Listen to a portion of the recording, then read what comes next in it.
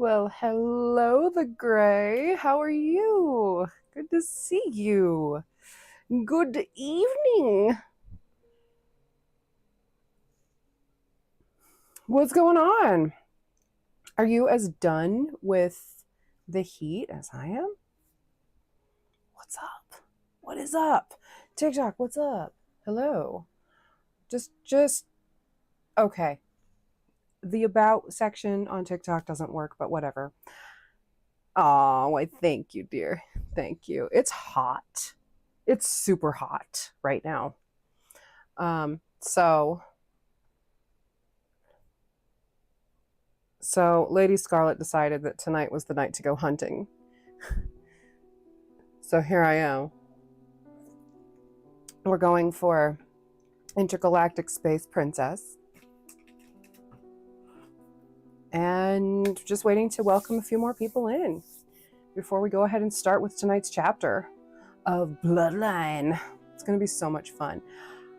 While I'm waiting for people to come in, how have you been? What are you up to? What's going on? It's nice to see you in the comments. It's nice to see you here on live. Thank you. You like the sparkly lips? Why, thank you. Mwah. It's a combination of Wet n Wild liquid catsuit, black underneath. Ponytail, please. Hello, Dawn. Scrolling and found. Hello, TWC Myers. How are you? Well, and the shirt. Oh, thank you. Nice. Not handicapped. 21 and a Taurus. Very cool. Love it. Greetings from Brazil. Tudo bem. Yeah, it's liquid catsuit and the purple sparkly from the makeup palette that I'm using, the gray. No, but I certainly do wish that I did. Lean forward more, Dawn. I don't think that's going to happen, dear. It's very rude to stare. That's what the shirt says. All right. Well, hello, Michael, Tracy Lynn. Hello, welcome in. Happy to see you. Hello. Well, if you're just joining me for the first time, good evening to you. My name is Siren. Usually on Thursday nights, I am moonlighting in the moonlight as the Lady Scarlet Nightshade, reading you stories. But Lady Scarlet decided that this week is hunting. She's going hunting this week. So, all right. With regard to what we're actually doing on live tonight, it is going to be reading. We're actually on chapter 8.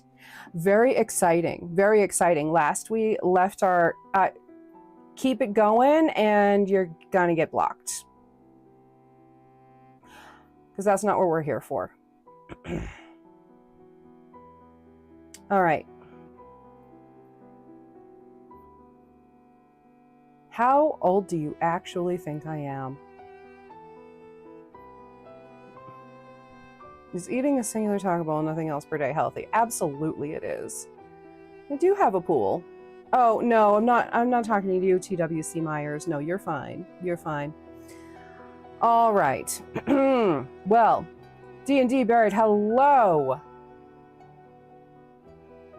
Thank you very much for liking and sharing and doing all those things over on TikTok. I appreciate it. You sent a bat pic. Thank you. I do like the bats. Yes. All right. 56. No, the answer is old enough to know better. You like the stream. Okay. All right. That's it. You're done.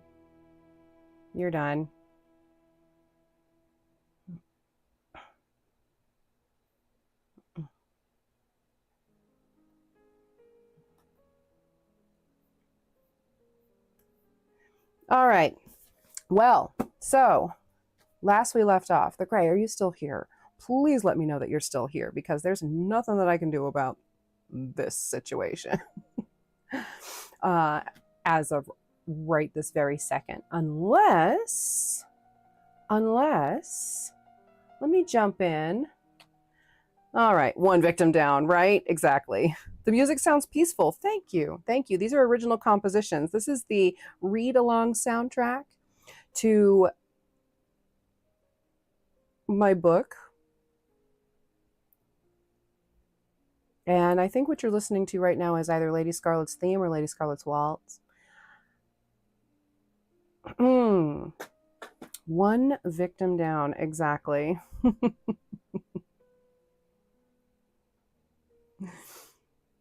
All right, my darling. You've been listening to a lot of Nirvana. Nice. She asked me like a Pisces, well, I am bleak. I've been locked into your heart-shaped box for weeks. Deanna, thank you. Why, thank you. I appreciate that. Thank you. Mel's, there you are. Hello, beautiful. What's going on tonight, guys? What is going on? All right, let's start the introduction over again. We were just waiting to welcome in some more people.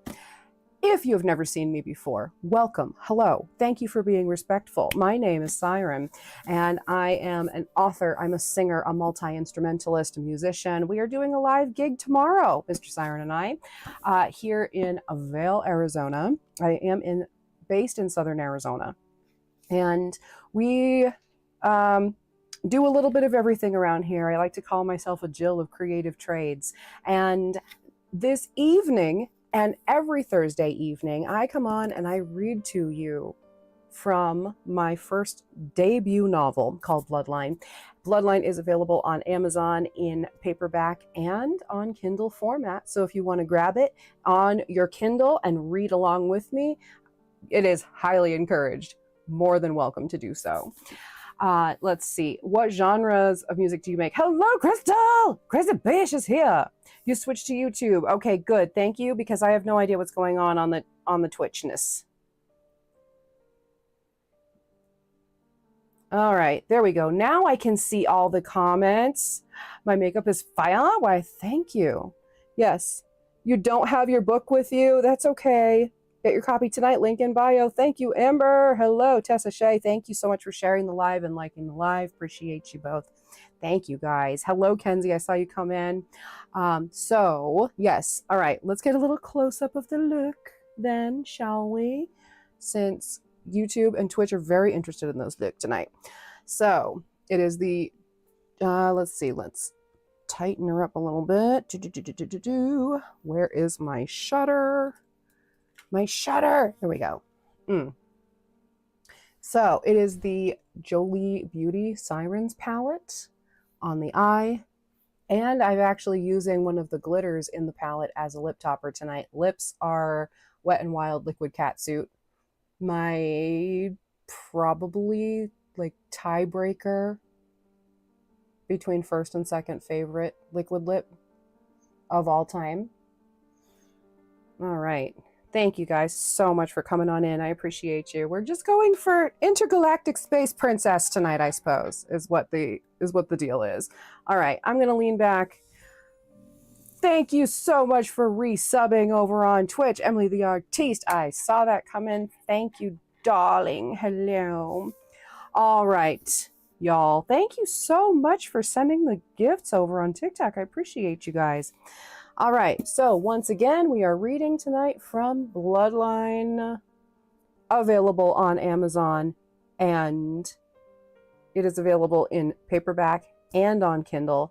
I am completely sold out of signed author copies tonight, but if you go ahead and grab that for your Kindle, you can read along. We are starting tonight on chapter 8 of All She Surveys. Hi, waifu. Can I just tell you how excited I am that you're going to be, like, in my kitchen on Sunday? What? So, the story is heating up. Go get a copy and get it signed at the concert. Yes, the gray. Do it. Do it. Now, I cannot guarantee that we're going to have a concert in your neck of the woods in the near future, but boy, is it on the list. My goodness, is it on the list. We're going to start on that tour. We got 9 cities on the list. 10, actually now. 10 so far. What? Book signing, concert, music, get caffeinated with me at your coffee shop of choice, meet and greet. On the list of many things. Yes. So many things. Yes, please do. Please do. Good. Bring the book. All right. So between Neon and Nightshades, that was the last time that we were on reading. We got all the way through chapter 7, which was the time where Lady Scarlet and Wheeler were walking through the old quarter during a weekend of party going out in the old quarter. You'll fly out to see me. Say, yes, you absolutely will. You're always welcome. Always welcome, the Grey. So, my darlings, get caffeinated. Grab your beverage of choice. Grab your book. Grab your bloodthirst tea. 2 blends are going out of stock. We'll talk about that later. Let's get into the reading, shall we? All right. So, Lady Scarlet and Wheeler were walking back to Scarlet's apartment in the old quarter during one of these crazy weekends of tourists and, Mardi Gras people partying in the old quarter. One of the partygoers was a little too drunk, stumbled out into the street, and Scarlet had a moment where she revealed her powers. Quite by accident.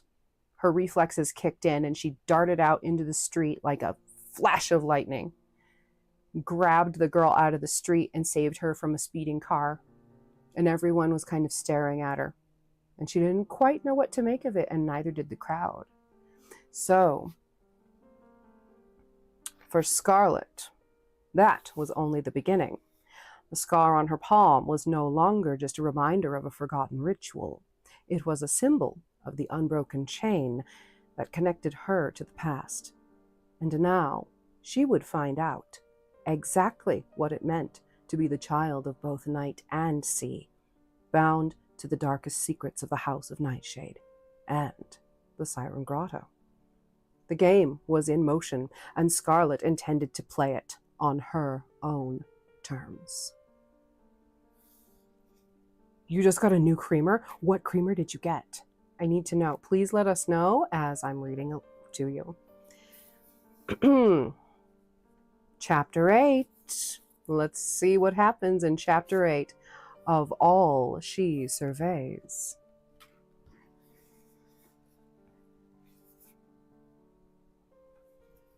The Siren Captain's kingdom stretched far beyond the boundaries of her lair, a vast empire hidden beneath the churning waves, where only the boldest or most unfortunate souls ventured.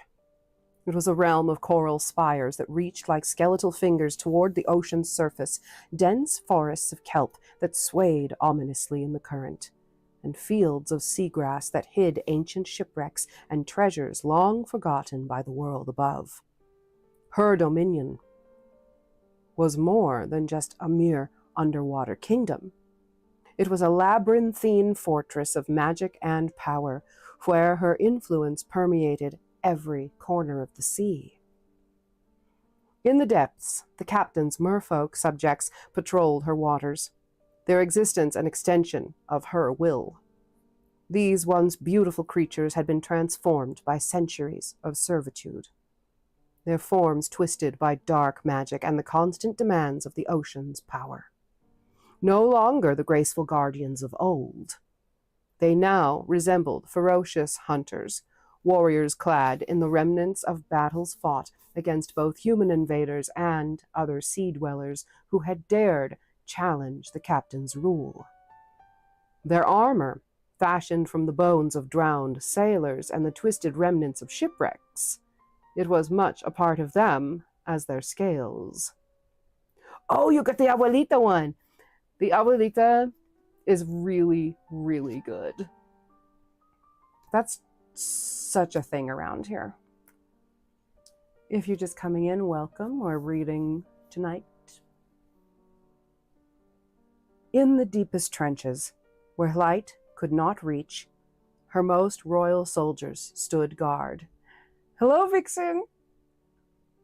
These creatures, more enormous than their kin, were her enforcers, hulking behemoths with razor-sharp teeth and eyes that gleamed in the darkness. They were the sentinels of her empire, protecting the borders from intruders and ensuring that no one would challenge the captain's reign from below. It was said that even the great sea creatures, the whales, the sharks, the giant squids, feared to stray too close to her domain, for they knew the captain's wrath could reach even the mightiest of beasts. Above the water's surface, the captain's influence was more subtle, but no less powerful. She had long perfected the art of luring ships into treacherous waters, where rocks and reefs claimed them as easily as her enchanted voice. Oh, thank you for the bat pic. I love those bat gifts. They're so cool. Thank you.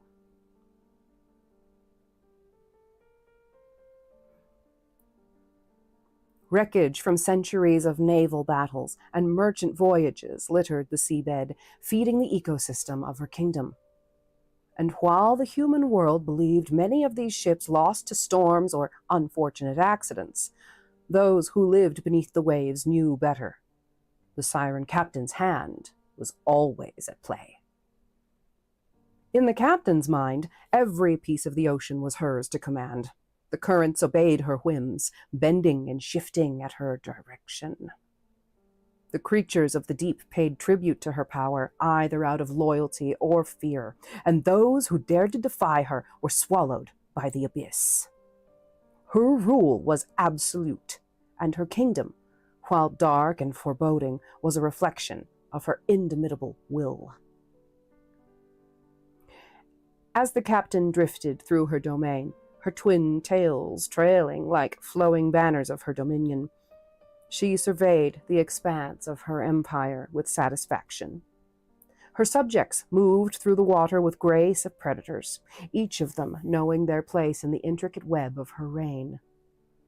From the smallest merchild learning to navigate the currents to the most fearsome of her soldiers, all were bound to her will. And she, in turn, was bound to the sea. But the sea was a fickle master, and even in her mastery the captain knew that her control was not without its challenges.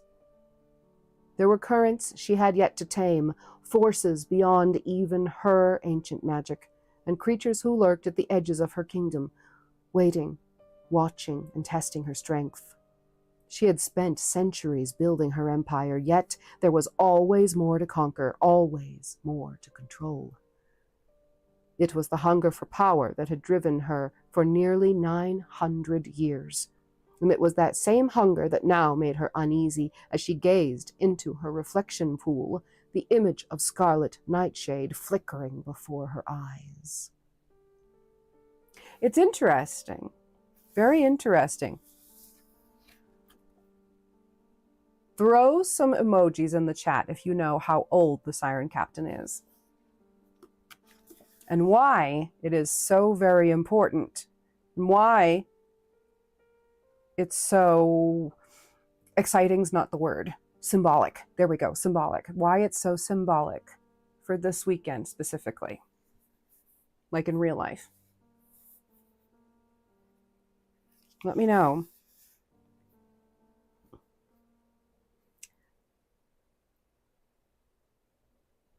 You know how old Scarlet is. Yes, you do. Yep, Amber knows how old Scarlet is. Yes, yes.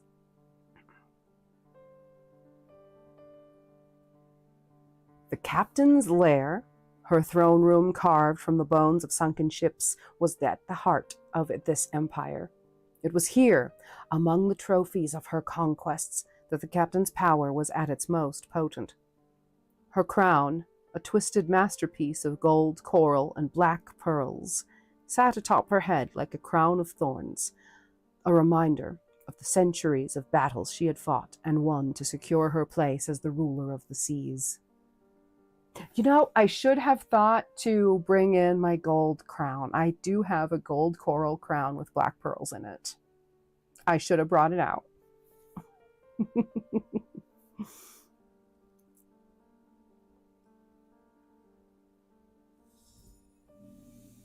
Lady Ravana's here. Oh, thank you so much for subbing over on Twitch. I appreciate you. How many?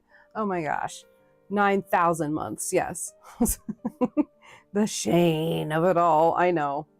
Terrible. Next time, right? Next time. Well, next time, myself green head to toe again and get into the velvet coat with the real fish hooks on it and get into the wig. I mean, Captain's had a glow up. Literally. Her hair glows now. Her hair is bioluminescent now. Contains 2 battery packs. Get all gussied up, right? Okay, here we go, you guys.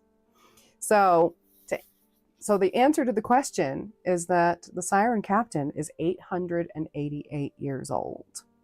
And it is highly, highly symbolic and extremely special.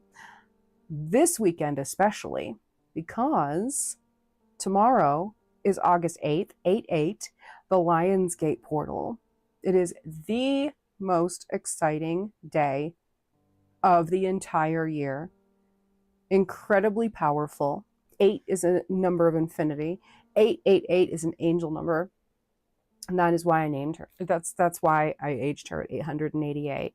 But there's also a crasser joke having it to do with that too. She's 888 because twice ain't enough. She's electrifying, right? I got chills, they're multiplying. Stop distracting me. I need to read my chapter. Yes. Well, I have to keep saying it because no one knows it. Dragon Wick is here. Everybody, throw some green hearts in the chat for Dragon Wick Creations. Hello, how are you? All right. All right. Y'all, are you ready? Are you ready to keep reading? You ready to keep doing the story? There we go. I'm seeing those green hearts now. Thank you. All right. So, guys, over on TikTok, better quality and background music are on YouTube and on Twitch. Same username everywhere. Siren of Sound. All right. Thank you, TWC Myers. I'll keep it in mind for sure. Thank you. All right. We're ready. All right, let's continue on with chapter 8.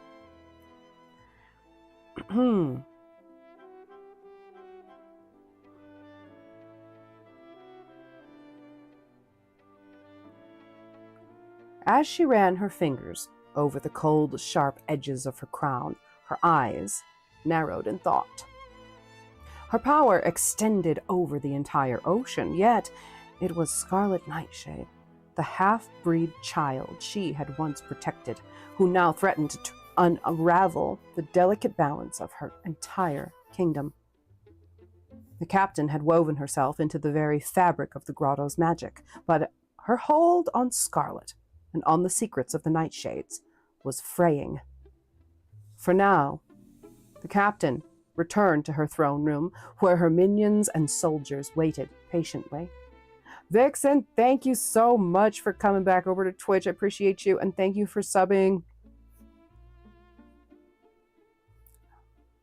For now, the captain returned to her throne room, where her minions and soldiers waited patiently. The bioluminescent glow of the lair danced across the walls, casting long shadows over the gathering of merfolk and strange otherworldly creatures who swore fealty to their queen. From the smallest scout to the mightiest kraken, they were all hers to command. The Siren Captain's throne room lay at the heart of her sprawling kingdom, deep within the blackest trench where the ocean's pressure could crush the strongest of creatures. Here she reigned supreme, seated upon her jagged coral throne, its sharp edges adorned with the remnants of her countless victories. It was a sight that struck both awe and fear into the hearts of her subjects. The throne itself was flanked by a dim glow of bioluminescent orbs, each one containing the last breath of a life claimed by the sea. The merfolk gathered before her were not the beautiful, ethereal beings of surface legend, no. These were warriors, twisted by the dark magic that bound them to the captain's will. Their scales shimmered in the faint light, but their eyes were hard and unforgiving. Some bore jagged scars from battles fought in the name of their queen. Others displayed trophies of their conquests. Human relics woven into their hair or armor, reminders of the world that they had helped bring to ruin. Near the captain's throne stood her eel footman, a sinuous creature who slithered between the pillars of coral with nervous energy.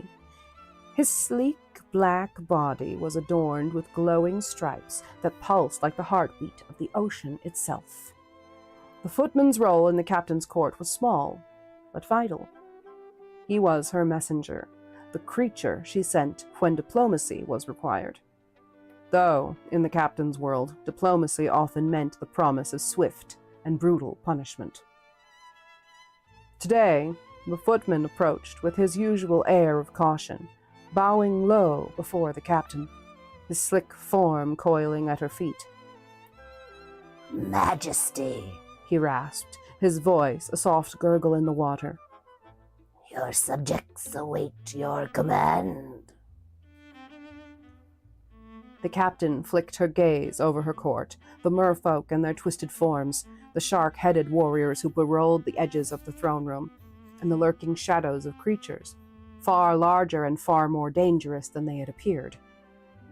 Her twin tails curled beneath her, their graceful movements a contrast to the deadly sharpness of her mood.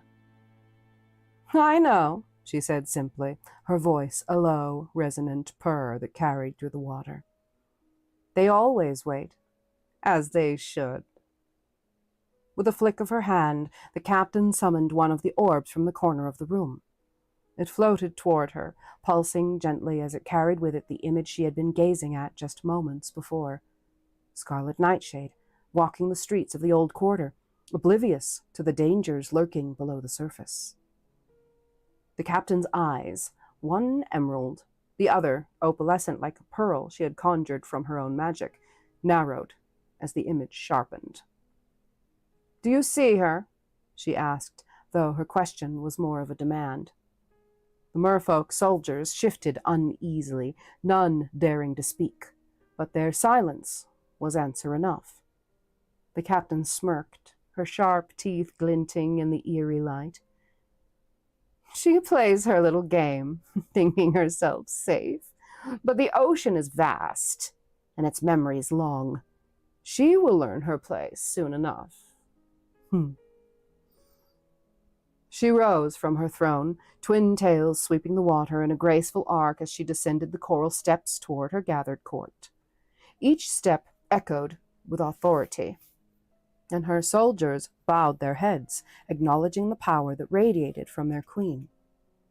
The captain moved like a predator stalking its prey, calm, deliberate, and utterly in control. As she approached Booby Brooklyn, her favored minion, she produced a small trinket from the folds of her flowing gown. It was an amulet, glowing green as the reflection pool. With a wave of her hand, she imbued it with the fragment of her own magic, drawn from the depths of her singular pearl eye. "Booby," she said, her voice lilting and dangerous. Take this. It carries my sight and my voice. Use it well to ensure that nothing escapes my gaze. Booby, ever the flamboyant one, twirled in the water as she swam forward, his scales catching the light like polished gems. He accepted the amulet with a flourish, bowing low. A smile as she handed over the amulet. See that you do, Booby, and remind her, if need be, that the ocean does not forget. As Booby swam back to the shadows, the captain turned to her most trusted enforcer, Cthulhu, the Kraken. His enormous tentacled form loomed at the edge of the throne room, barely visible in the darkness. But his presence was unmistakable. His glowing eyes fixed upon the captain, awaiting her next command. Cthulhu, she called, her voice low and steady. You will follow them, unseen. Booby's theatrics are useful, but I need someone who understands discretion. Ensure that nothing stands in our way. The Kraken rumbled in acknowledgement, his massive tentacles swirling around the coral pillars as he slowly sank deeper into the lair. As you wish, Majesty, he replied, his voice a deep, resonant growl that shook the very foundation of the throne room. The captain watched as her minions left to carry out her orders, her eyes gleaming with satisfaction. Scarlet Nightshade's time of rebellion was drawing to a close. And soon, the half-breed would learn the full extent of the captain's power. As the Siren Captain's loyal minions slipped away into the dark waters, the quiet hum of the throne room settled into a tense stillness. The captain remained at the edge of her pearl reflection pool, watching as the last remnants of the images of Scarlet and Wheeler faded into nothingness. Her mismatched eyes, sharp with calculation, followed every ripple in the pool as though the waters themselves whispered ancient secrets to her. Her mind wandered briefly back to the surface world, to the streets of the old quarter, and to the curious blend of modern life and deep, forgotten magic that lay beneath it all. For centuries, she had kept her distance from that world, content to pull the strings from the safety of her undersea empire. But now, with Scarlet's growing defiance and her relentless pursuit of the truth, the captain could feel the delicate balance beginning to shift, and that she would not allow. Her twin tails flicked impatiently as she turned away from the pool, her gaze sweeping over the gathered merfolk still lingering in the throne room.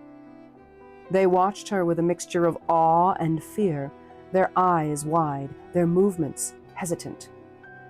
The captain rarely involved herself in the day-to-day affairs of her subjects, but when she did, it always sent ripples through the kingdom. Her attention, once focused, was a dangerous thing. What's up, Travis? How you doing?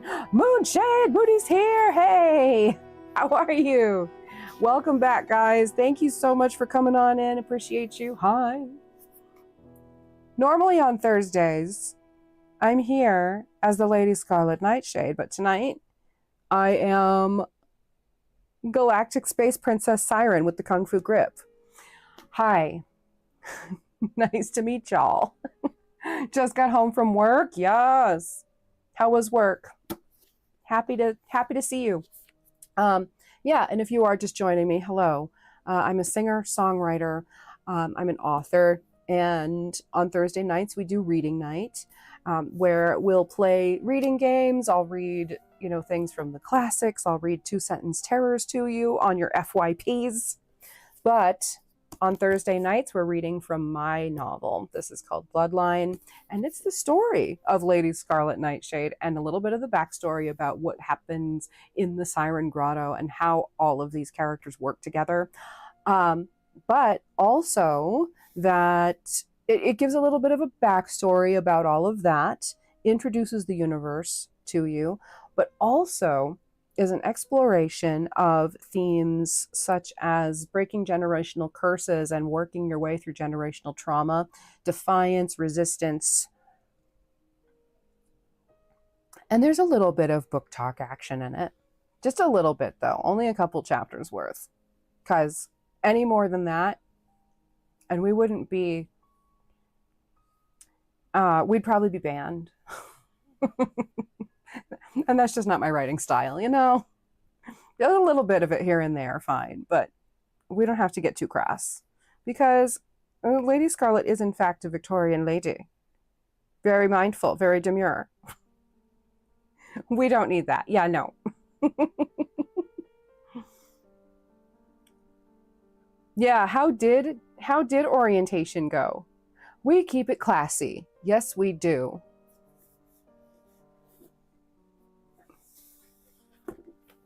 That's why we wear suggestive t-shirts on lives and in content.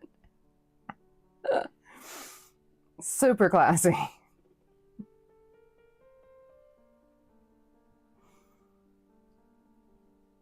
Good day, Tater. Hello.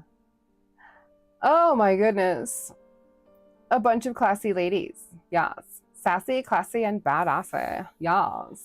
We certainly are. Well, all right, everybody. Oh, it was fine. Long lines for gym clothes and class schedules. Yes. Super classy. Yeah. So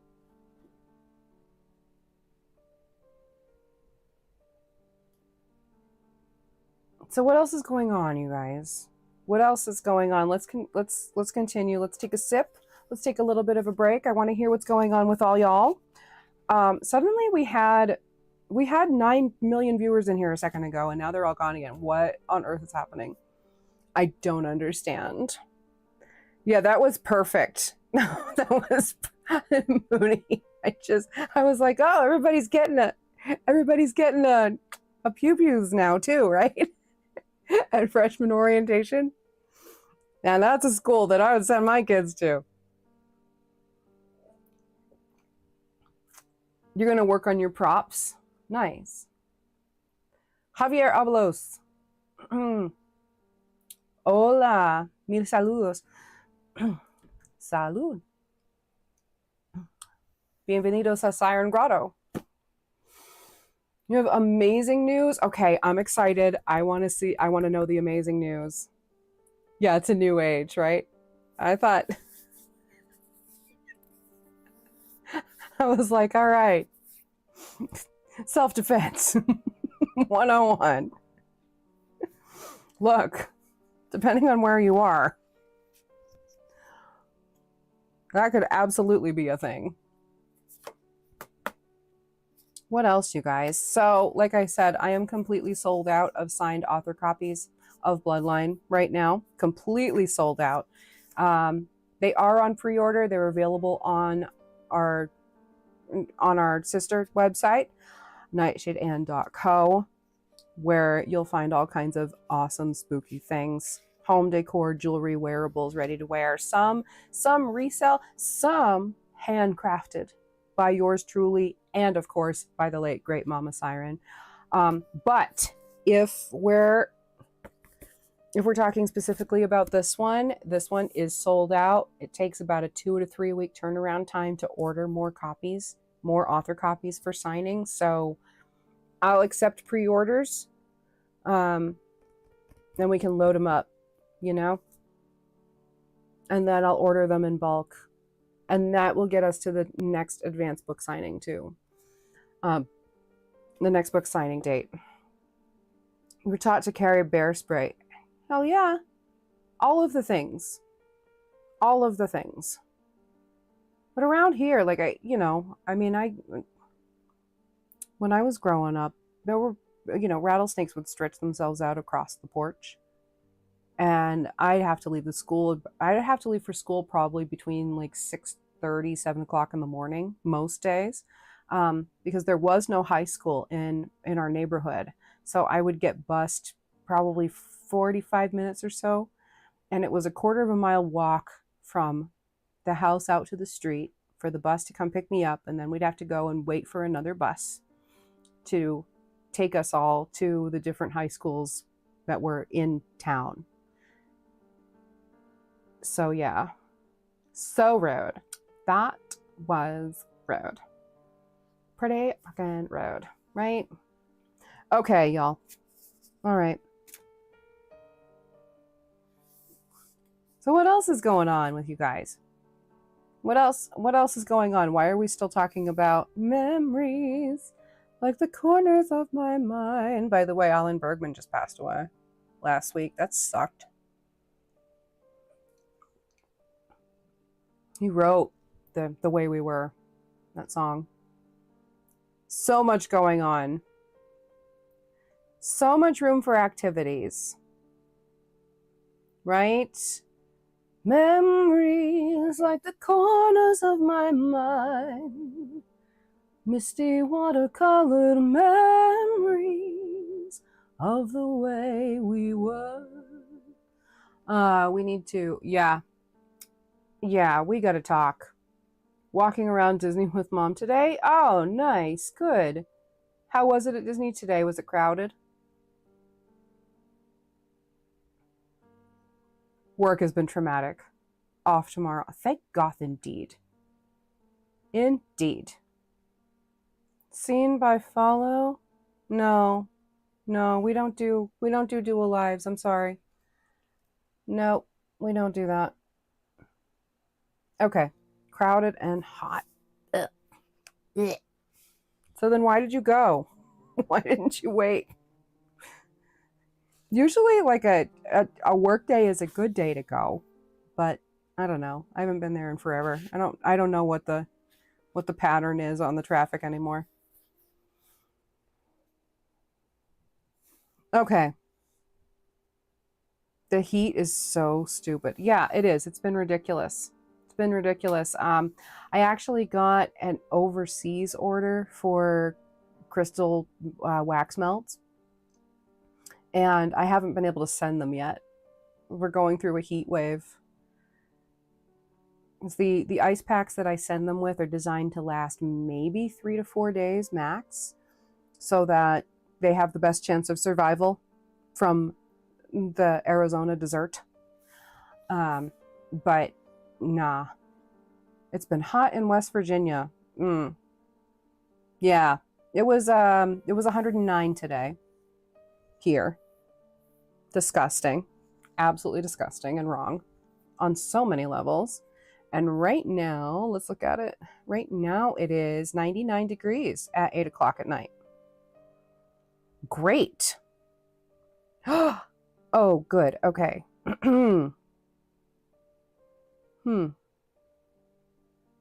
Bear with me, folks. It was 104 there. Oh, no.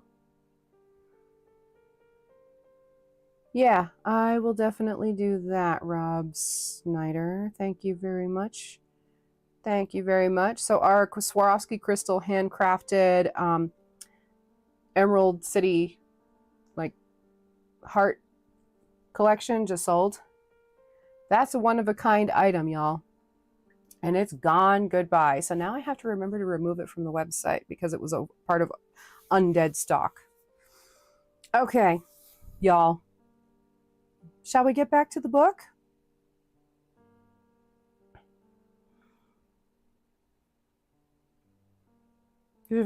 Annual passes. Oh, yeah. Okay, everybody.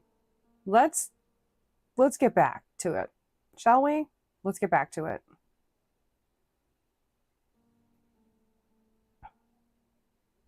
You think we should? Yeah, I think we should too. Let's do it. So, all right, here we go. So we're back to the siren captain being the mistress of all she surveys. We're learning about her, getting some insight into her kingdom and her personality. or lack thereof. Ugh. All right, let's do it.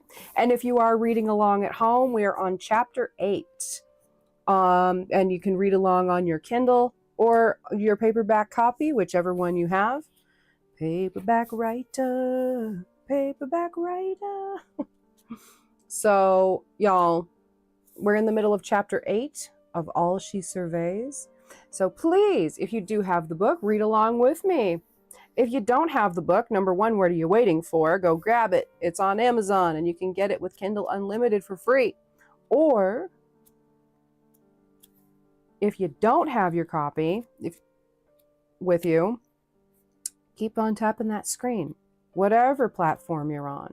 Keep tapping that screen, keep sending the comments, have a little conversation about what you're hearing. Let's have a little bit of a book club key tonight, yeah? Here we go. Chapter 8, continuing on. The captain moved through her court with slow, deliberate grace, the water parting easily before her. Each merfolk she passed bowed their heads, some lowering themselves entirely in reverence. They were her soldiers, her subjects, creatures molded by her will, by the centuries of magic and power that had shaped the Siren Grotto into the formidable empire it was today. As she neared the edge of her domain, she paused, allowing her gaze to sweep across the sprawling undersea city below. Her throne room sat at its highest point of the grotto, perched atop a jagged cliff that overlooked the vast expanse of her kingdom. From here, she could see everything. The twisted coral structures that housed her soldiers, the shimmering gardens of seaweed that had been cultivated by her most trusted advisors, and the endless, dark expanse of the ocean beyond. It was a kingdom forged in blood and conquest, a realm where only the strong survived. And the Siren Captain had ensured that she was the strongest of them all. Her crown of gold coral and black pearl sat heavily on her head, a constant reminder of the weight of her rule. Each conquest, each victory was etched into the very fabric of her kingdom.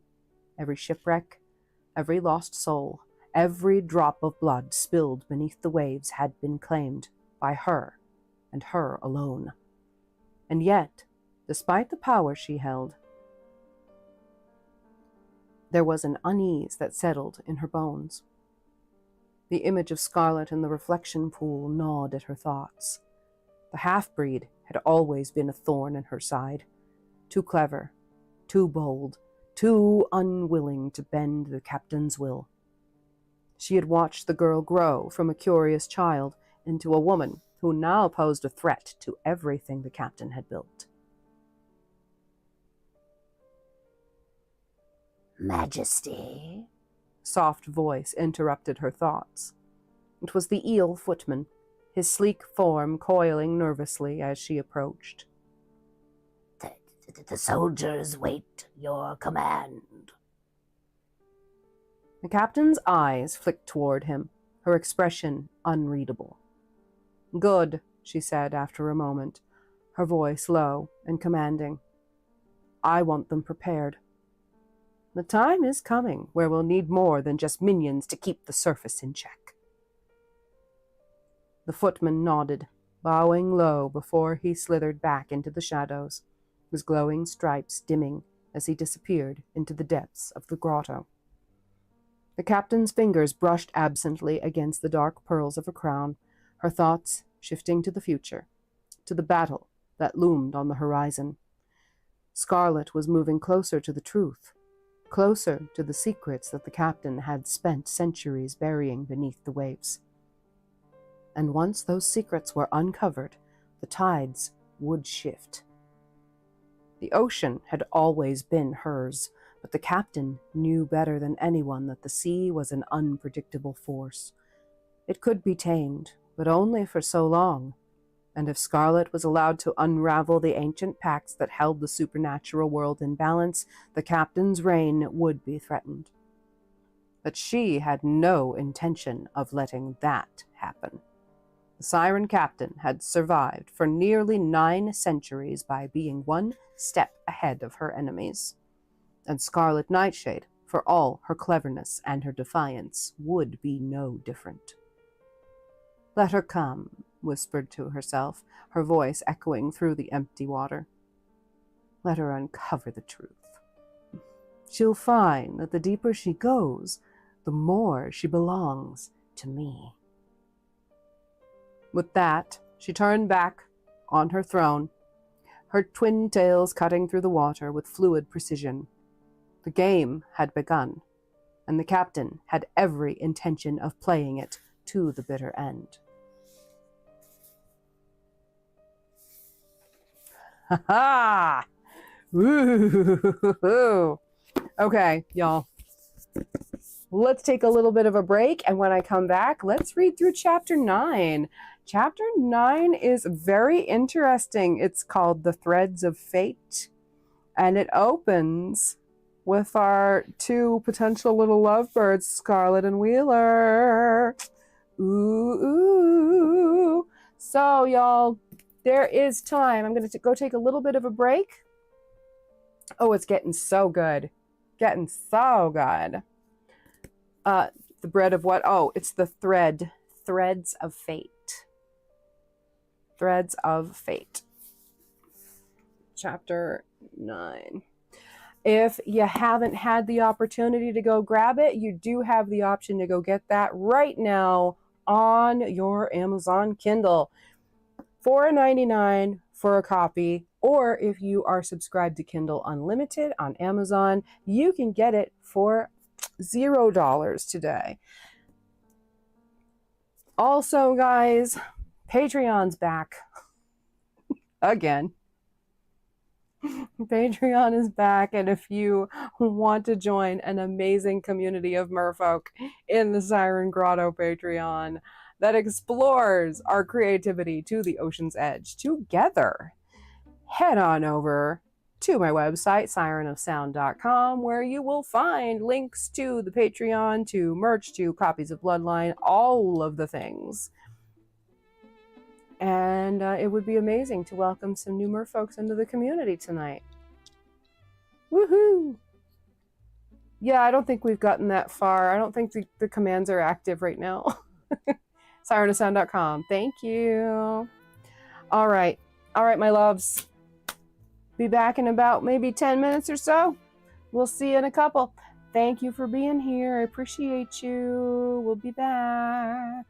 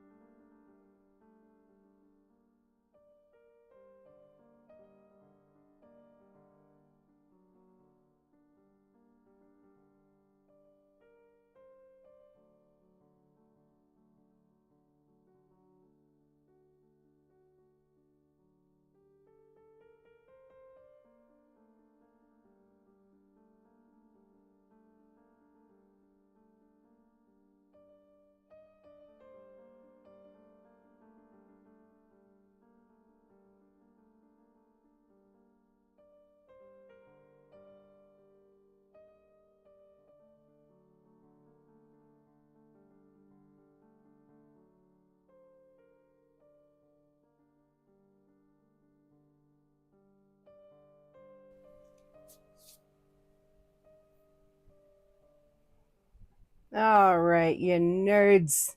We're back. We're back. We're front.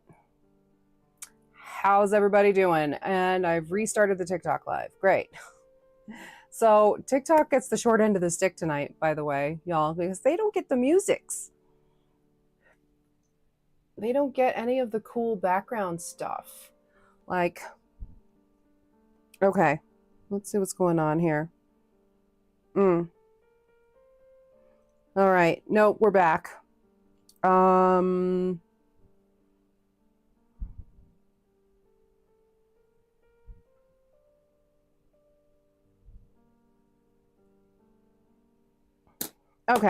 All right. Welcome back, Amber. Randy Taylor, welcome back. Hello. We back with front. Perfect timing. Why is it perfect timing? Did you just get back to your phone too? Everything good to go? We're all good to go here? What's happening?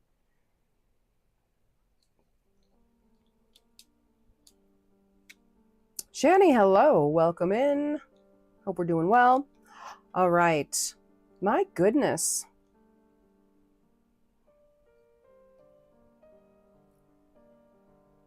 Who's where? Roll call. Who's here with me? Need to know. What's up? I feel like I'm conducting a seance all the time. Is anyone here? Can you hear me? All right. Here. Amber says here. No thanks. Bye. Why? What's up? What's going on? What's going on? Oh. Yeah. No, it's all good. It's all good. Okay. Testing 1, 2. Not all there, but I'm here. All right. Moonshade's here. Emily the Artiste is here. Crystal Leonard is here. Crazy Bish. The spirits call to you. Yes, exactly. They do, as a matter of fact. All right. Are we all here having a spiritual experience now? Lido, hello. All right. So if you are just joining me, hello, nice to meet you. My name is Siren. I am here at the beginning of the week and on Thursday nights. Thursday nights, I read to you. Either Mondays or Tuesdays, I do music for you. Just summon me with coffee, right? And then I'll go live throughout the week as well on our sister account, Nightshade and Company, to show off our products. Yeah. Some of which are Ouija coaster set, handcrafted. King Muggy, hello, welcome. Hello, Amanda, hello, welcome. All right. Yes. Are we all caffeinated? I am super caffeinated. And we are ready to get into the next chapter of my novel, Bloodline. That is WHU mods. Thank you, mods. Richard Davison, hello. Welcome in.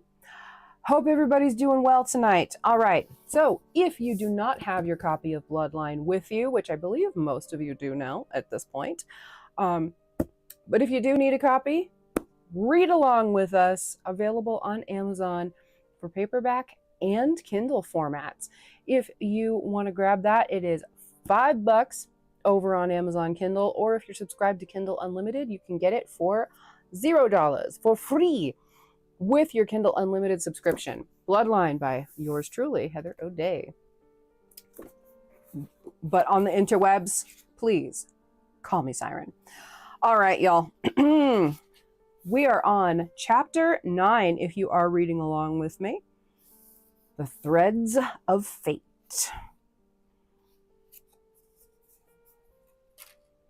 Let's get into it. And this will be the last chapter for tonight, guys. I do have to get off a little bit earlier tonight because we have a live gig tomorrow that I very much need to get ready for.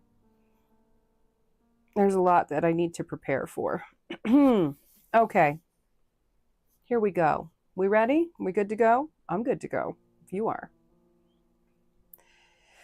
Chapter 9. Threads of Fate.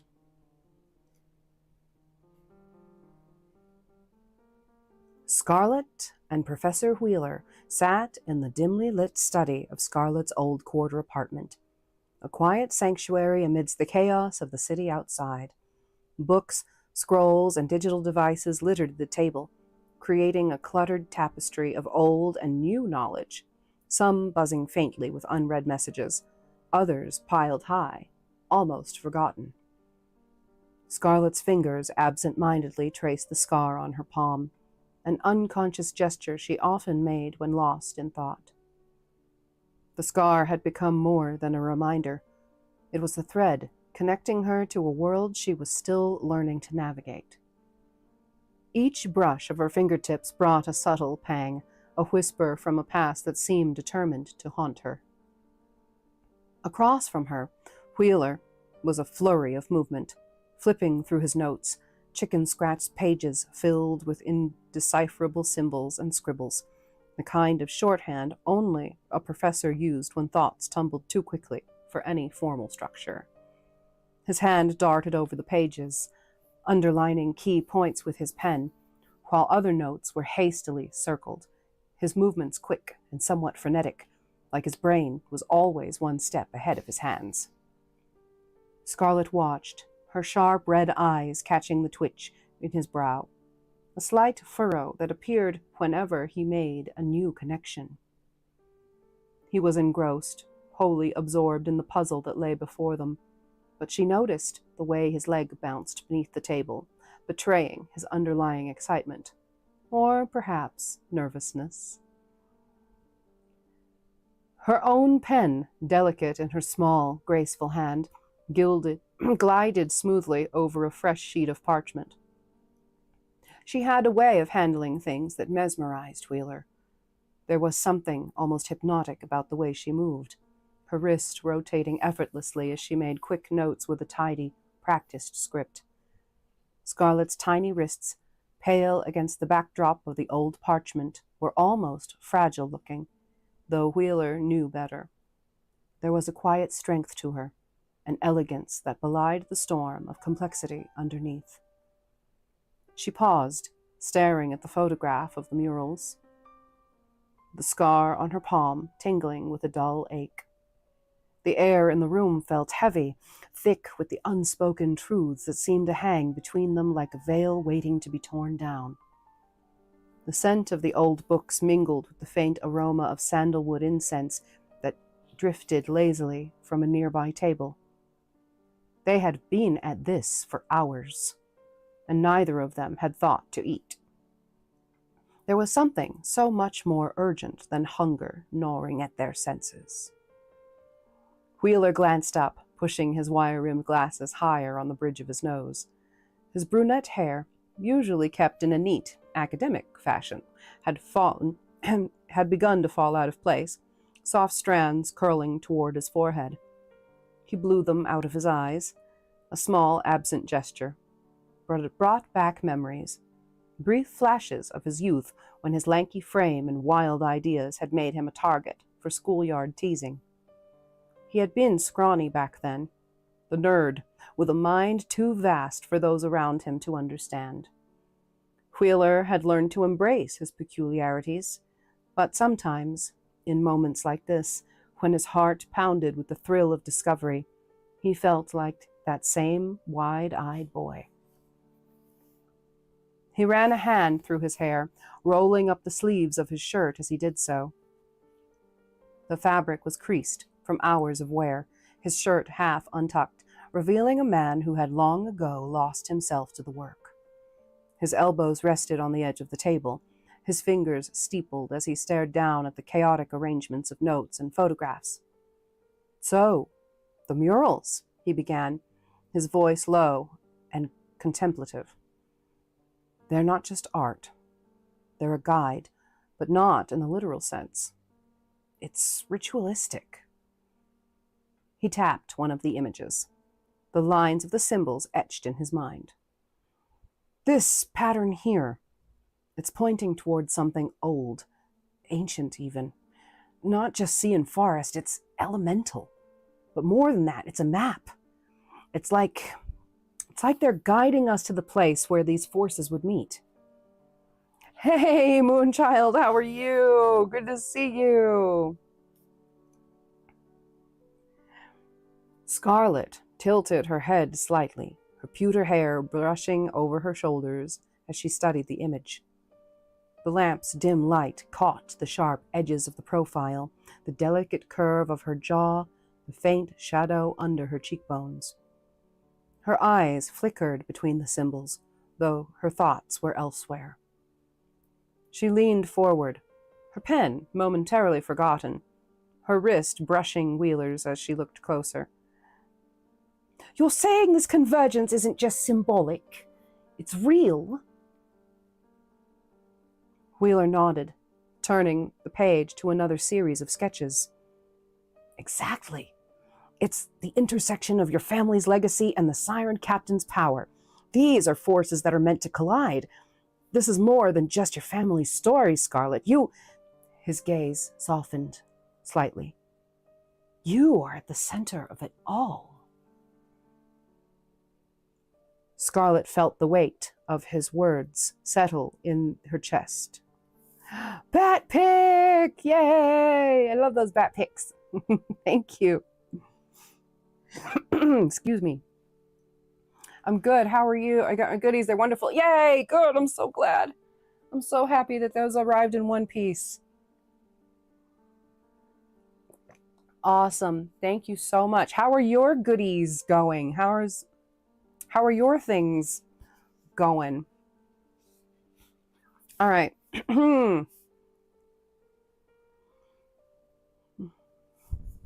Also, by the way, make sure to everybody follow each other.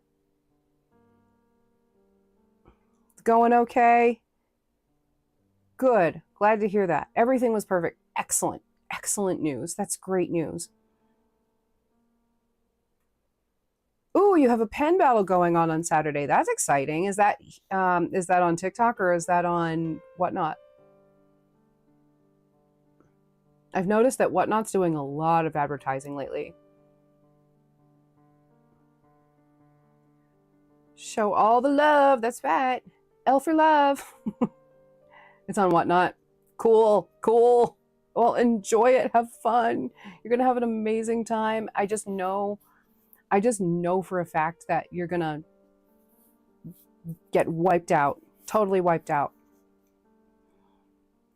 You too, Dragonwick. I see you over there. Welcome back, by the way. And thank you for liking the live and doing all the things. I appreciate you.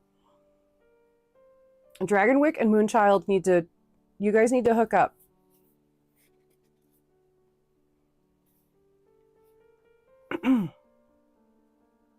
Spent a lot of time making them. Yeah. And they're adorable. I love what you have over there. Love, love, love. So cute.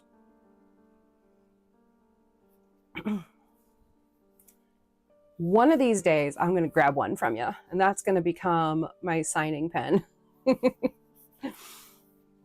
Okay. All right, y'all. Let's continue on. I want to know. I'm sure you guys want to know what's going on with Wheeler and Scarlet. Oh my God. It's odd. If I watch your stream with a notification, it's buggy. That is so weird. That is really bizarre. I wonder why. Huh. Because I'm literally, like on TikTok, I'm just on the phone. I'm not multi-streaming it right now or anything. Oh. What character? Oh. Maleficent. Duh. Or Ursula.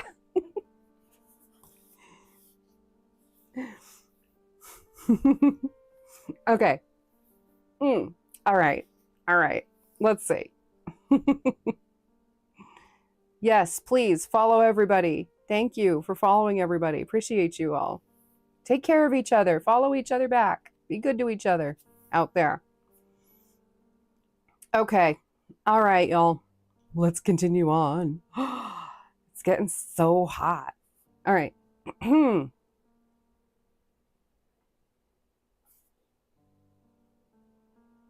Scarlet felt the weight of his words settle in her chest, heavier than before. The scar on her palm began to burn, and the memory of that night in the woods, when she had watched the young woman's ritual from afar, flooded her mind. It was more than a memory now. It was a warning. She pressed her palm flat on the table, grounding herself, as if trying to feel the connection in her bloodline through the wood. If this is so central, if I'm somehow tied to it all, why was it hidden from me?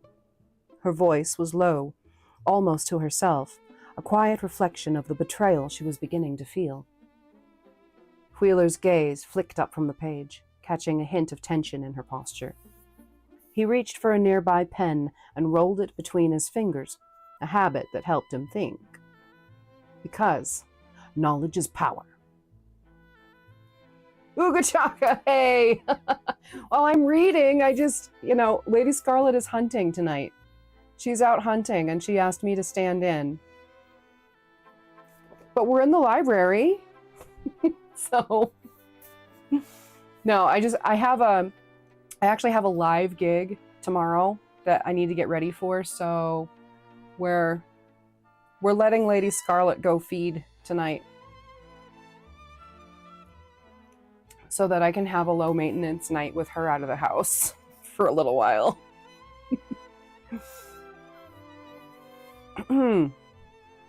But it's good to see you, and thank you for gifting. We're going green tonight, right? Actually, we're going purple. We're going way purple and blue. I think we're calling this Intergalactic Space Princess. It's multi-crown purple to blue shift. I mean, but it's still the Sirens palette, so.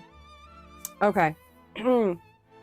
Continuing on. She was hungry, yes. There's, right? It's awesome, I thank you. Under the sea realness, right? I can't decide if I'm Ursula or Maleficent right now, but if it weren't so friggin' hot. If it weren't so warm. João Pedro Costa Nunez, hello. What's up? Why, thank you. Why, thank you. All right, guys. Let's get on. The address on the box. Yes. Yes, you can. And I'm just going to hush. Thank you for the bats. Oh my God, I'm so excited for the bats over on TikTok. Thank you. Okay. All right, you guys. Let's keep going. The story is heating up so good right now. Here we go. Come on. Let me read. Let me read to you. He trailed off, letting the implication hang in the air.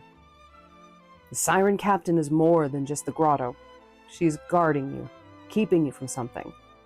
Whether that's for your protection or her control, we haven't figured that out yet.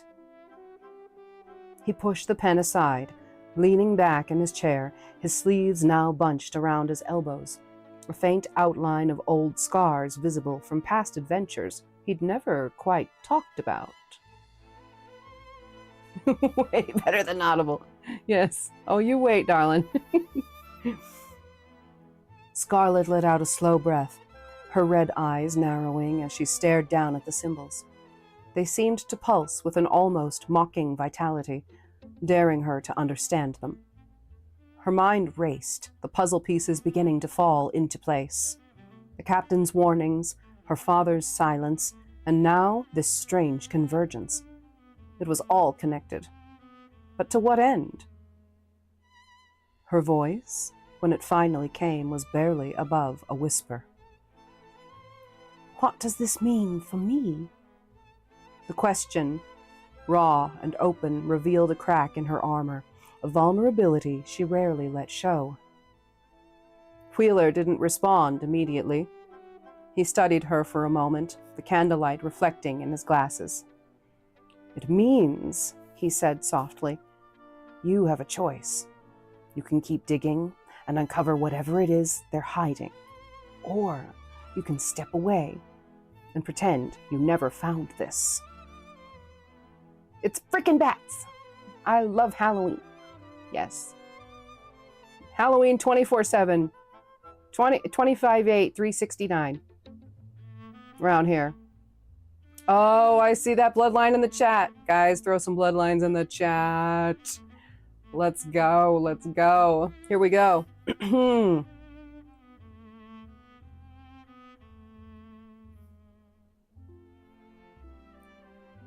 He paused, his voice growing more serious. But I don't think you're the type to walk away, Scarlet. You're tied to this. By blood, by fate, this convergence, whatever it is. You're at the heart of it. Scarlet looked up, meeting his gaze. Her fingers curled around the pen again, her grip tight, but controlled. She wasn't used to feeling this way, caught between fear and determination. We're missing something, she muttered, her voice laced with conviction. Something important. She met Wheeler's eyes, her scar burning anew. We need to go back. Wheeler raised an eyebrow, intrigue flickering in his boyish figures. Back to the murals? No, Scarlet shook her head, her gaze sharpening with resolve. Back to where it all started, the grotto. I need to confront the captain. I need to know why she's kept me at her side for all these years and what she's trying so hard to keep hidden from me. Scarlet felt her fingers glide across the worn pages of a book Wheeler had tossed aside. The light from a single brass lamp glowed softly in the room, casting a golden hue on her pale skin as she absently traced the intricate symbols drawn in the margins of Wheeler's notes. Her movements were delicate, graceful, a stark contrast to the hurried, almost chaotic scrawl of Wheeler's frantic shorthand, which seemed more like a code from another century than notes from a modern investigation. Wheeler glanced up at her for a moment, his eyes catching on the way her tiny wrist flicked the pen as she scribbled a few observations. Her wrist was so slender it seemed fragile, yet there was a quiet strength in every movement she made, a self-assurance that belied the danger they both knew lurked just beyond the edge of their discoveries. His hand moved to roll up the sleeves of his button-down shirt, the fabric crumpling around his forearms as he pushed it back to reveal toned muscles she hadn't possessed in his school days. His mind, sharp and restless as ever, tugged him back to the present. He brushed his messy, chestnut-brown hair away from his forehead with the back of his hand, a habit he'd had since childhood, back when the other boys had laughed at his skinny frame and his obsession with ancient texts rather than sports or girls. Even now, despite the transformation years of field work had given him, his insecurities from those schoolyard days lingered. He cleared his throat, shifting uncomfortably under Scarlet's gaze, though she didn't seem to notice. She was too wrapped up in the swirling lines of symbols from the ancient murals they had photographed, her mind turning the pieces over and over like a puzzle. But Wheeler noticed. He noticed everything about her. The way her hair framed her face when she leaned over a page, the faint scent of jasmine and something darker, like the sea after a storm, that followed her wherever she went. Funnily enough, that's what Pleasant Nightmares smells like, our wax melts. It struck him, in moments like these, that Scarlet was not just another scholar or a partner in this strange venture. She was something far more complex, more captivating. Her lineage, her power, and the secrets she carried within her made her a mystery that even he, for all his intellect, could never fully unravel. He tried to focus again, pulling another stack of notes into view. His handwriting, tight, cramped, was barely legible, even to him, but it held the frantic energy of a man trying to capture knowledge before it slipped through his fingers. There's something about these patterns that doesn't sit right, Wheeler murmured to himself, his voice low as if afraid to disturb the balance of the room. Thank you for following, Priscilla. Scarlet turned her gaze toward him, her red eyes glowing faintly in the low light. What is it? She asked, her voice soft yet filled with that same underlying strength. He sighed, leaning back in his chair, the wood creaking under the weight of his body. These murals aren't just a map or a warning. They're a cipher, A code within a code. But I can't crack it alone. There's something hidden in them that I'm missing. He ran a hand through his hair again, frustration momentarily creasing his brow. Scarlett's lips curled into a faint smile as she leaned over to peer at the notes strewn across the table. "You'll figure it out," she said confidently, her hand resting lightly on the edge of the desk. "You always do." "Bom dia, tudo bem?"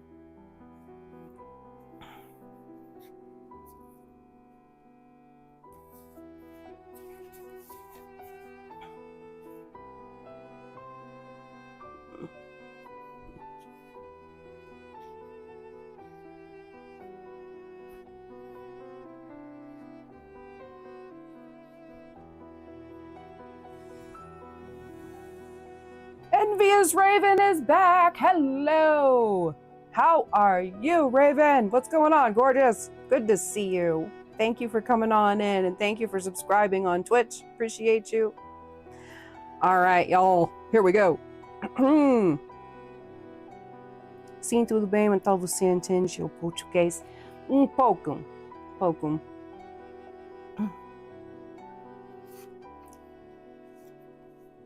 I know enough to read it. I can read it and I can say a few things back to you, but it's been a long time since I've been conversational in Portuguese.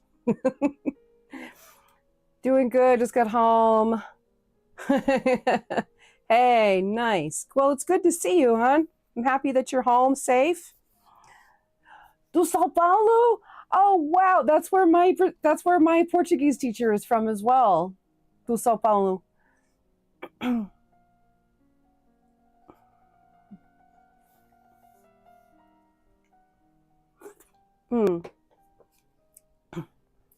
Falo pouco português because there was a long time where I was a jazz singer and I wanted to learn, you know, at least pronounce Portuguese authentically so that I could sing bossa nova.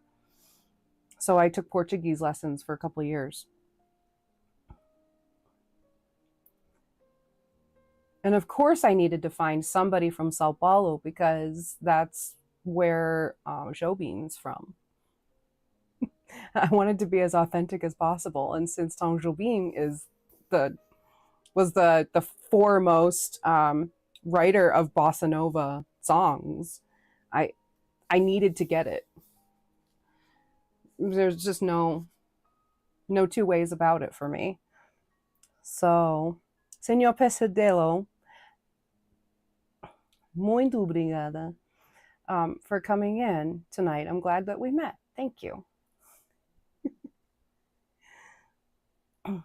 Here we go. Back to, are you all just like transfixed when I'm speaking Portuguese? Okay, here we go, y'all. Let's continue on.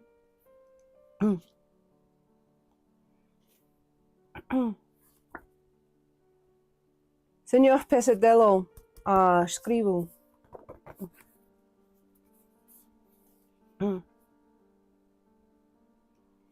All right.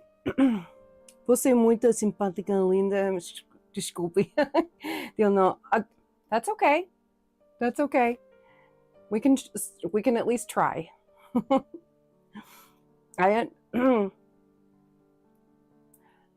Entendo.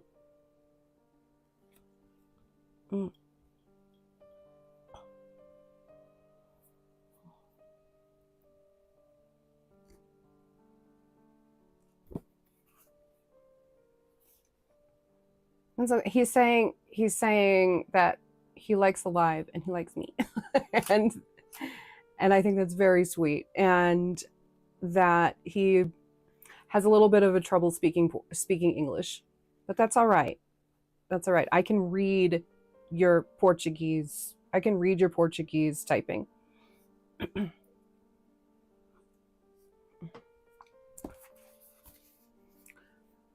Okay.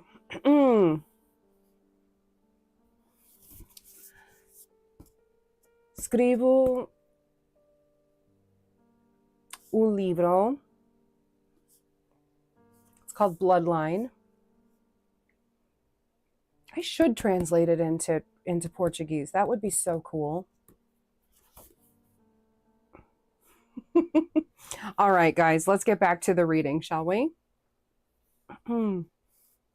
But that's what it's all about. That's what it's all about. We're all making friends here across the miles. That's wild to me. All right, here we go. Wheeler exhaled, the tension in his shoulders easing ever so slightly at her words.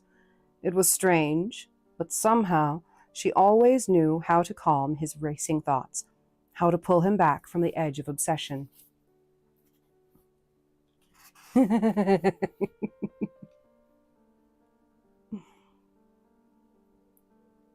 For a moment, the room was silent, save for the faint ticking of an old clock on the mantel and the low hum of the city outside the windows.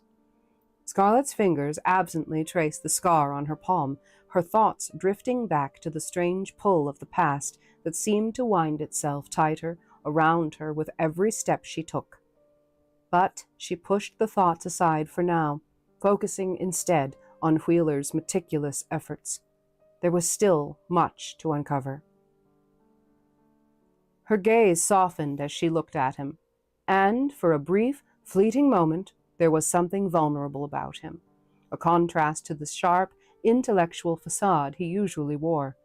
It made him seem more human, more reachable. But the moment passed, and Wheeler straightened up, determination flickering in his hazel eyes once again. "Let's get back to work," he said, his voice firm. "We've got secrets to uncover."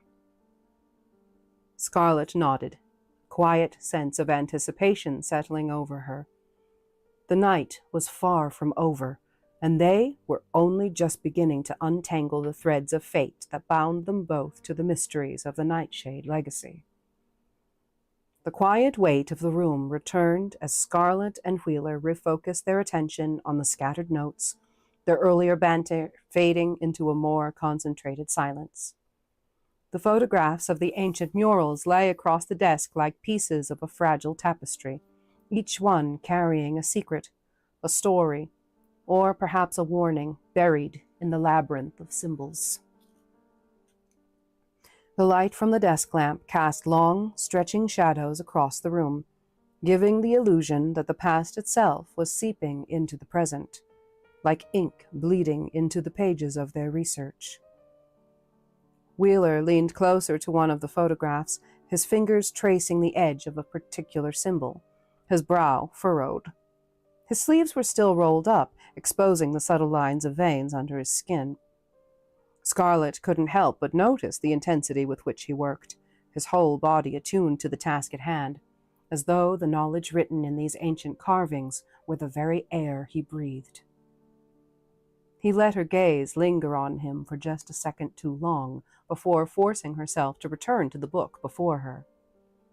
Her delicate fingers turned the pages, the feel of the old parchment familiar and comforting. She had always been at home in the pages of history, even when the history in question felt like a chain binding her to a destiny she had. "Do you think we're close? Close?" He nodded, leaning back slightly in his chair, his fingers brushing absently through his hair again. "We're on the cusp of something. I can feel it. These symbols, they're leading us somewhere. I just don't know where yet." Scarlett shifted in her seat, the leather creaking softly beneath her as she uncrossed her legs and leaned forward, propping her elbow on the table. "You sound almost excited," she said, a glimmer of amusement in her voice. Wheeler's gaze flickered toward her, and for a brief moment, something else passed between them. Something unspoken, electric. His smile faded into something more serious, more contemplative. "How could I not be? We're dealing with ancient forces, Scarlett, powers that have shaped entire empires, shaped you. And for the first time, we're starting to understand them." Scarlett felt the weight of his words settle over her like a shroud. She had spent so long trying to outrun her family's legacy, to break free of the chains that bound her to the Siren Grotto, to the captain. And yet, here she was, diving headfirst into the very secrets she had once sought to avoid. "I know," she whispered, her voice barely above a breath. Her fingers found the scar on her palm once again, tracing the faint line, as though it might somehow offer her answers. "But understanding these forces, it's dangerous. The captain had kept them hidden for a reason." Wheeler tilted his head slightly, matching her with an intensity that made her heart quicken. "Maybe it's time for someone else to take control of those forces," he said, his voice quiet but resolute. Scarlett's gaze locked with his, and for a moment the weight of what he was suggesting hung between them, heavy and dangerous. Control, power. It was a temptation she had never fully admitted to herself. But now, with the murals whispering of ancient secrets and Wheeler's unwavering confidence beside her, it felt closer than ever. Forcing herself to look away, Scarlett broke the spell and turned back to the photographs. "First, we need to decode them," she said, her voice regaining its composure.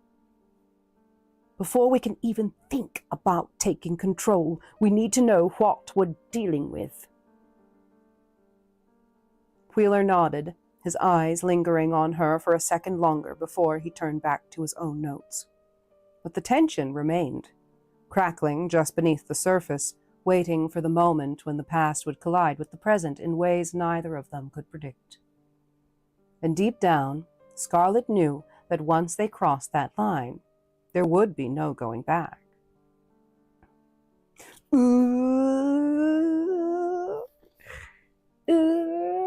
Okay. You guys, this is so very exciting, and I have to say, one of the reasons that I do voiceovers. One of the reasons that I actually do this in the first place, number one, is because I'm an actor and I love it. But also, I believe very, very strongly that literacy and education is like the most important thing in life. Scarlett and Wheeler sitting in a tree, right? So good, butterflies. I know, it's so freaking good. Oh my God. I'm sitting here like, it's interesting too, in going through this, I'd forgotten about a couple of passages, even though I'm the one who wrote it. So I'm sitting here and I'm just as intrigued as you are. Because one of the things that I do during my writing process is that I'll actually use like a text to speech, and I'll listen to it like in audiobook style myself, just as a listener, or like as a reader, right? As somebody, just reading the book, like not as the author, you know what I mean? So like you have to separate yourself from it a little bit. So I'll sit there and I'll listen to it over and over and over again, just to make sure that the story is right, that everything flows correctly, that there's, that those are because I'm a very auditory kind of a learner. But to sit and absorb this again and to actually elocute, right? To actually like speak these words out into existence is, for you all, is so cool to me. So cool. I can't wait until the audiobook is done. You absolutely agree. It's so important to read. Yes, it is. Huge reader. Yes. Yes. I mean, I think that's another reason why too. Like, I don't know if you guys saw it, but I published it everywhere. I came across that what is it called? The Unaware Bunny song, or the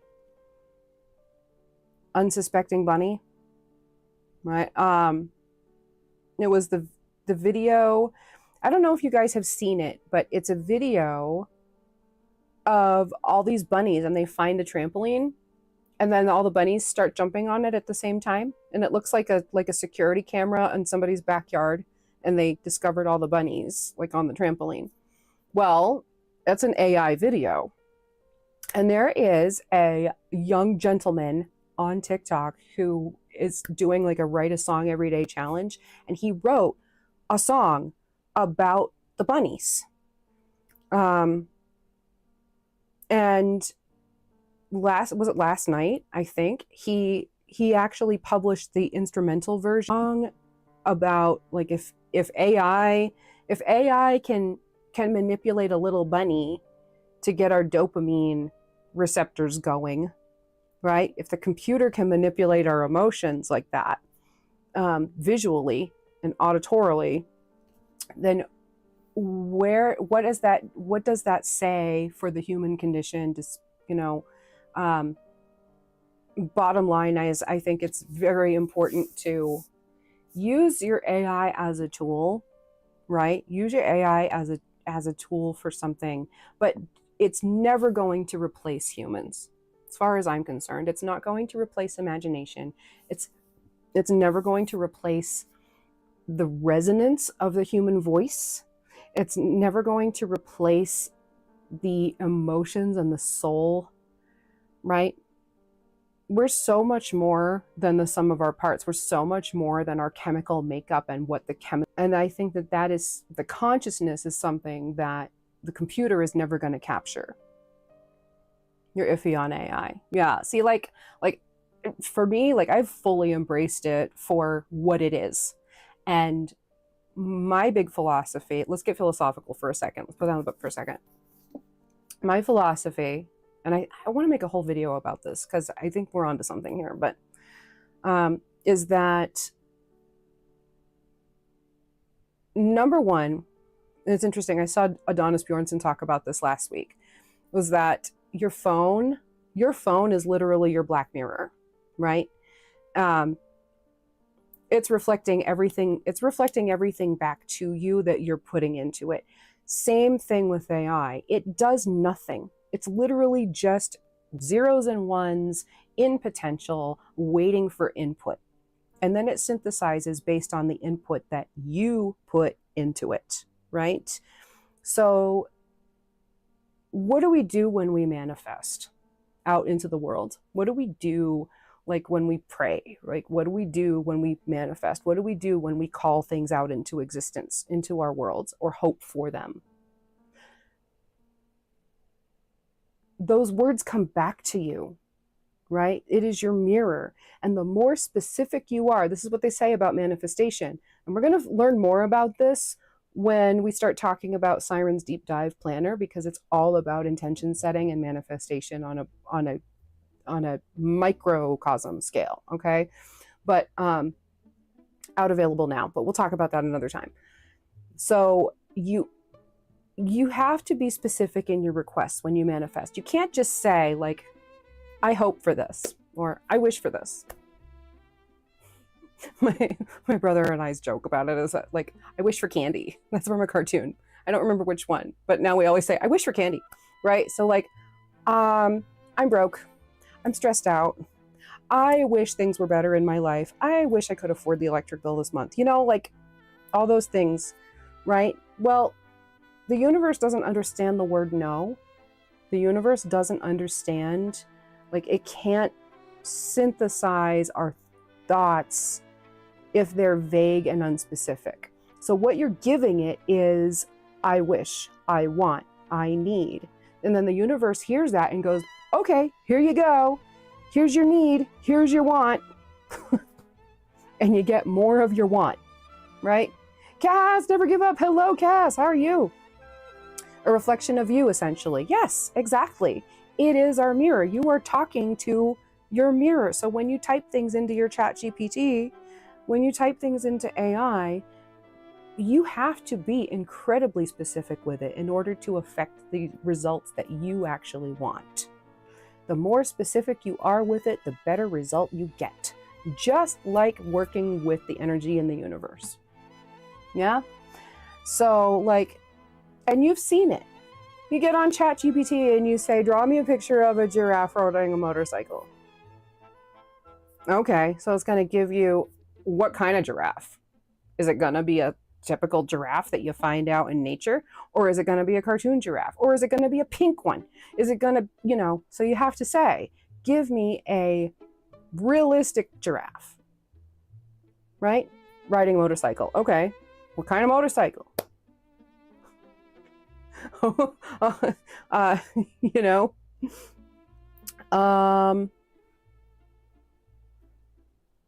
be specific and intentional with what you ask. Exactly. And it's not even an asking. It's like you have to assume a knowing. You have to assume like that it's a knowing, but you can't expect it to read your mind, which is why you get weird ass results sometimes with ChatGPT, because you're not being specific enough with it. Same thing with your goals and your dreams and your manifestations out in the world, right? So by virtue of that, and here's the trick, by virtue of that, by that specificity, by where, gonna give you a picture of a pink giraffe riding a Yamaha motorcycle anywhere you want. How many cc's? Are we talking a rice rocket, or are we talking, I get real super specific with it here, and think about that when you put in your stuff. Like, how much time, like how many times do you have to hone in your request to ChatGPT before you get what you're actually looking for, or you give up on it, right? So essentially what it's doing is that you're training it to understand your nuances, true. But at the same time, it's also training you, just like the universe trains us to go towards the thing that we want and desire and deserve the most in life, right?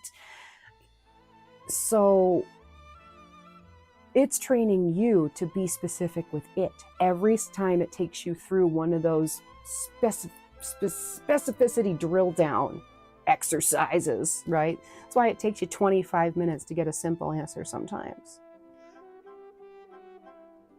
I find the technology absolutely fascinating, but also, just like any other energy work, any other potential that we are manipulating in our world, in our simulation, you have to train it as much as it's training you back.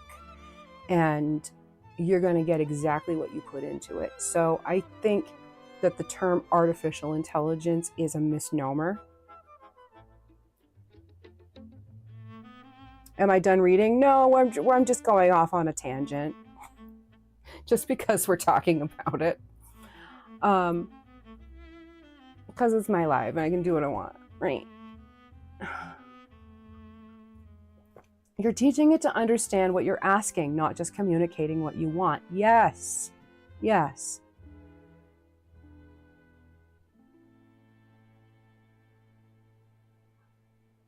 So I think that, yeah, again, I do think that the term artificial intelligence is a misnomer in that,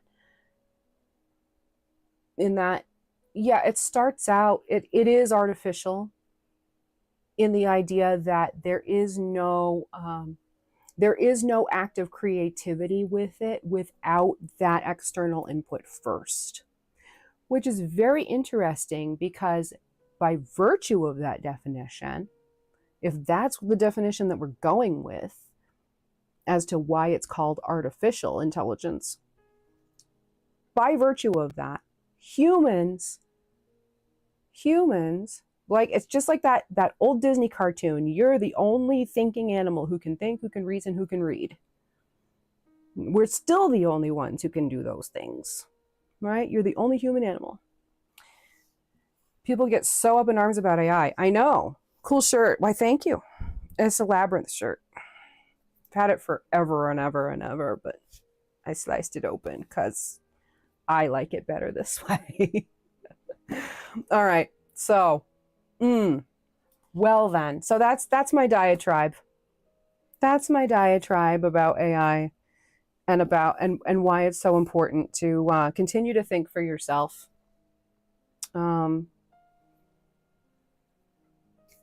Because the computer can never have imagination. The computer can never have imagination. Consciousness and the universe and all that energy floating around us is what our input is. For those acts of creativity. That's why when you see like these self-help coaches and you see the channelers out there like Abraham, like Esther Hicks, with Abraham, her spiritual downloads, like some of the spiritual downloads that I get, because there are a lot of songs that I've written over the years that had just pop up, fully written, no idea where they come from. They just hear and they're just downloads, right? I believe that's where that comes from.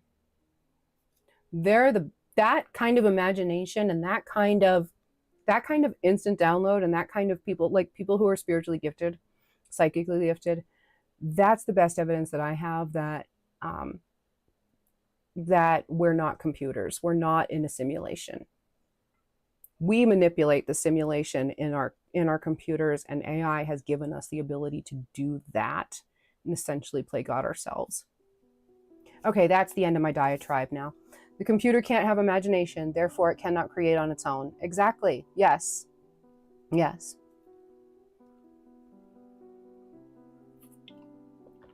Thank you for articulating that so much better than I could. Because that's exactly, yes. Talk about going around the block to get next door. Wow. Thank you. Okay. All right, y'all. Let's keep reading, shall we? Literacy. I mean, books, right? Books and reading are, and unlocking different worlds in your mind, unlocking things instead of just sitting and watching TV or movies and being entertained and having pictures come to you. Where do you think those ideas come from? Those ideas came from this. Thank you for coming to my TED Talk. Exactly. Yes. Okay. Enough of that. Let's keep reading, shall we? By the way, this bookmark, this black on black laser cut bookmark, is one of the goodies that you get when you order a book from me, from my website, not from Amazon. I make these and I love doing them. They're my laser cut Bloodline bookmarks. Moonchild, if you didn't get your goodies, let me know, because everybody's supposed to have their goodies. Okay. All right. Let's go. I think you have them. I think you were one of the first people to like get the full package of goodies with the book. But we'll see. Okay. Sorry about that. You didn't get them. Okay. Why on earth then? I should have just sent you a package of goodies with one of your orders. Okay. Probably because I was under the impression that you already got the goodies. Okay, I'll send you the goodies. Okay. Back to reading. Speaking of literacy, how old am I? Old enough to know better, darling. All right, let's go.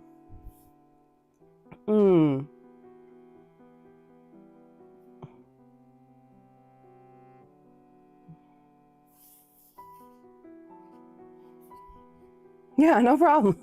Sorry about that. You should have had them. Okay.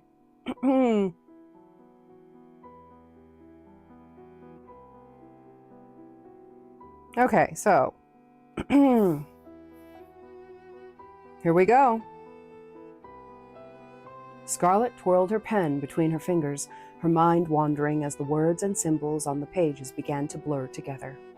She had always been diligent on her research, methodical even, but tonight felt different. Tonight, the truth didn't feel like just another answer to be found in dusty old books. It felt like a living, breathing force that was watching them, waiting for the moment that it would reveal itself.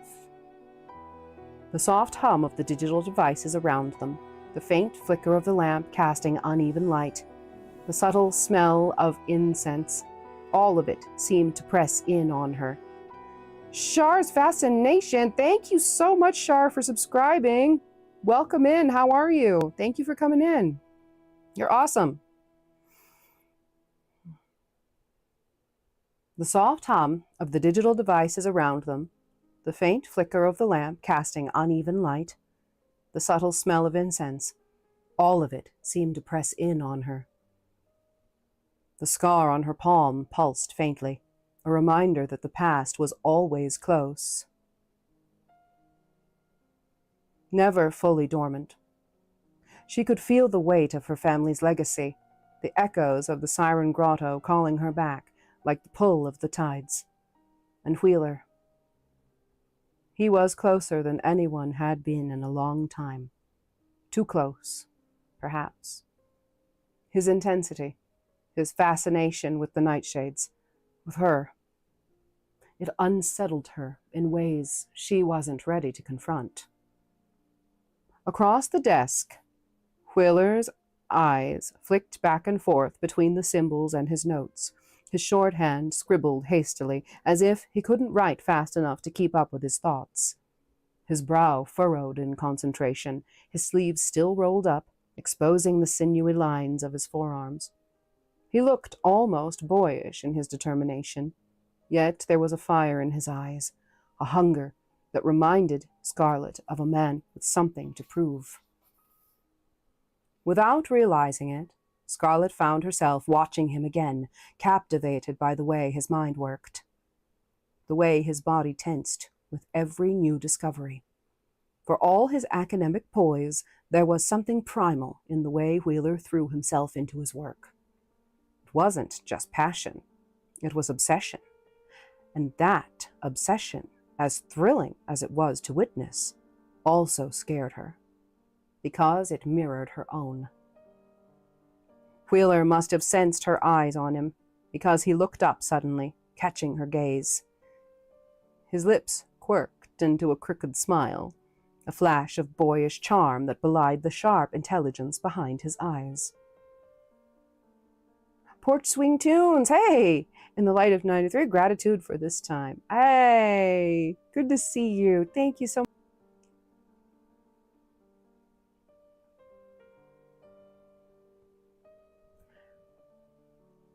Getting lost in thought again? He asked, his tone playful but tinged with something more. I'd almost think you were the one with the obsession here. Scarlett blinked, caught off guard by his teasing. She quickly averted her gaze, her fingers brushing a lock of hair behind her ear as she scratched for her pen again. Just trying to keep up with you, Professor, she smiled smoothly, though she felt the faint heat rising into her cheeks. Wheeler chuckled softly, a deep, rich sound that sent an unexpected shiver down her spine. I'd say you're doing just fine. Better than fine, actually. It's not every day someone can match me when it comes to this kind of thing. Scarlett rolled her eyes, though a small smile tugged at her lips. Oh, don't start getting a big head. I've seen this a lot longer than you, remember? Wheeler leaned back in his chair, stretching his arms behind his head, the gesture causing his shirt to pull taut against his chest. True, but you've got to admit, we make a pretty good team. There was something in his voice, a subtle shift that Scarlett couldn't quite place. It wasn't just the usual banter between them. It felt like Wheeler was testing the waters, probing for something deeper. And as much as she tried to brush it off, the tension between them was becoming harder to ignore. She glanced down at the notes scattered across the table, focusing on the photographs of the murals. The ancient symbols stared back at her, as if daring her to push forward, to break the seal on the mysteries they guarded. But the answers wouldn't come easily. They never did.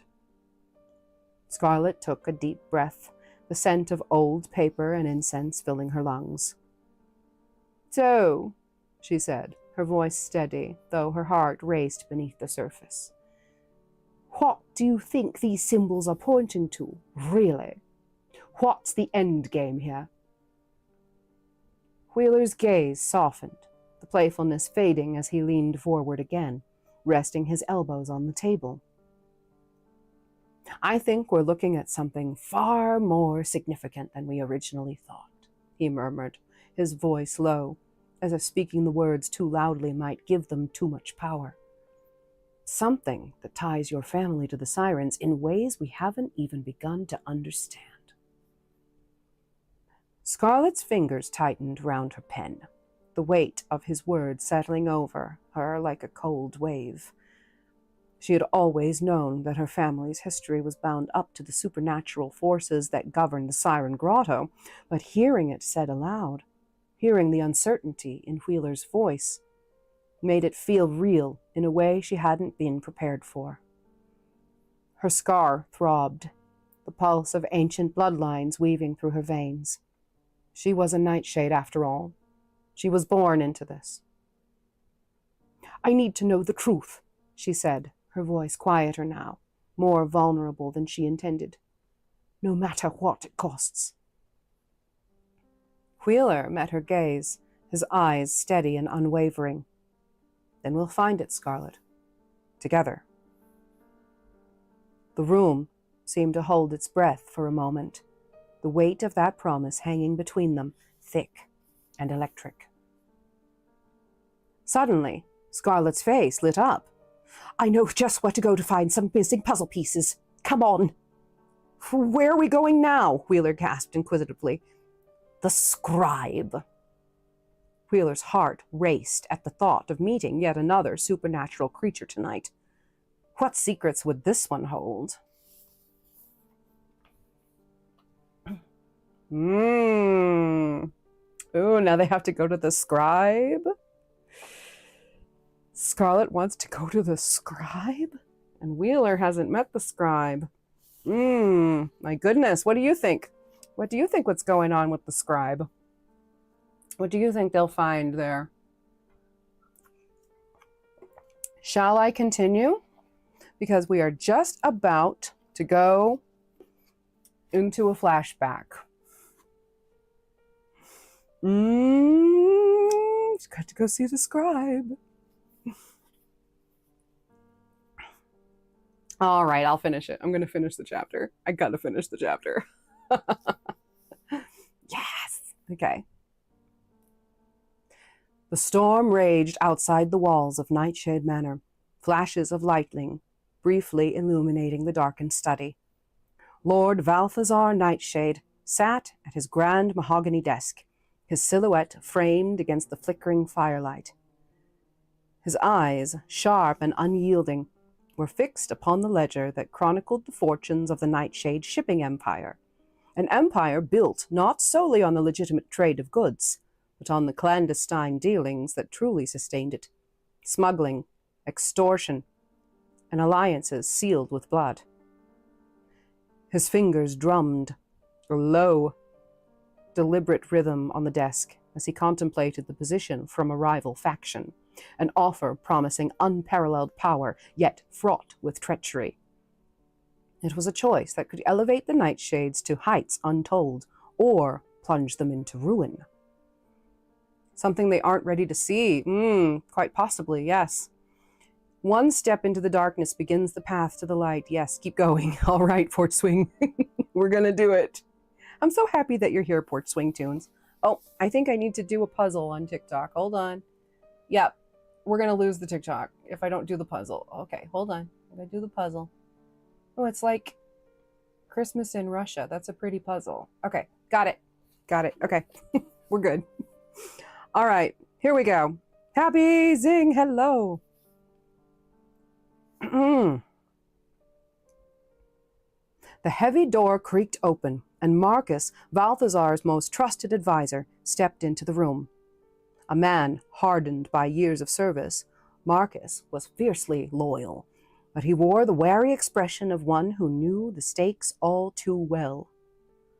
"My lord," Marcus began, his voice low and steady, "thou hast heard their offer, but I must ask thee, what art thou willing to wager for such an alliance?" Balthazar rose, his movements fluid and commanding as he strode to the window. The rain lashed against the panes, and beyond he could see the faint lights of the port where his ships were moored, each vessel a symbol of his dominion over the waves. The storm mirrored his thoughts, powerful, charming, and with no sign of relenting. "This is not merely an alliance, Marcus," Balthazar said, his voice rich and resonant, laced with the cadence of a man who had seen centuries pass. "'Tis an opportunity, a chance to seize dominion o'er the seas and markets entire. If we join hands with these men, we shall not merely thrive, we shall reign unchallenged. The House of Nightshade shall stand as master overall." Marcus approached cautiously, aware that each word must be chosen with care. "Yet of what the cost, my lord, to tie our fates to those who hold no honor, who serve naught but their own ambitions? They are bound by neither fealty nor trust." Balthazar turned sharply, his gaze cutting through the dim light. "I care not for their honor. I seek power. I have ne'er been one to shy from danger. Should they seek to betray us, they shall find themselves undone. I shall crush foes more fearsome than these." He glanced down at his ring, the nightshade crest glinting in the firelight, a legacy forged in ambition and defiance. Balthazar was no stranger to ruthless decisions, and he was prepared to make whatever sacrifices were required to secure his place. For him, the past was a foundation, but the future was his to shape. "The path thou art setting us upon it hath no return," Marcus warned, his voice heavy with the weight of years. "Thou shalt have foes on all sides, even amongst those thou callest kin."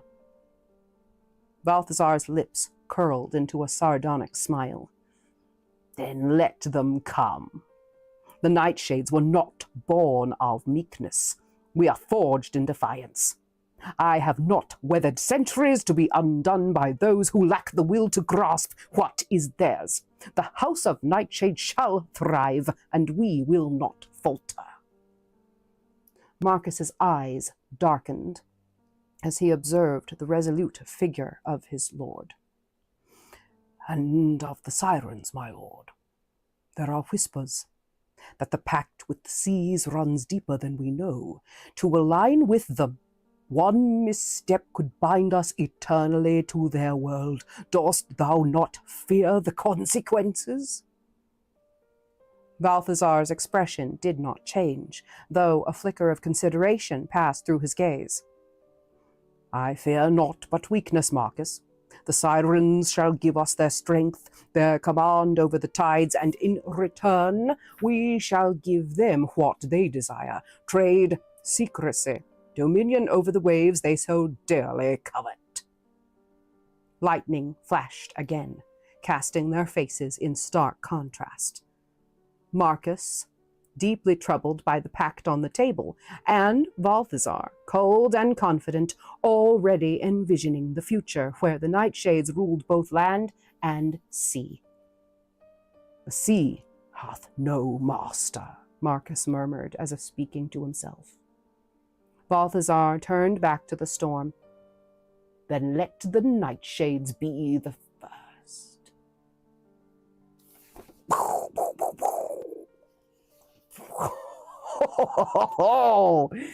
Sorry about that pool question. Oh, you're fine. You're fine too much. It's okay. It's really okay. I don't own a hot tub though. I really would love to own a hot tub. I do much better in the hot water than I do in the pool. Ask anybody.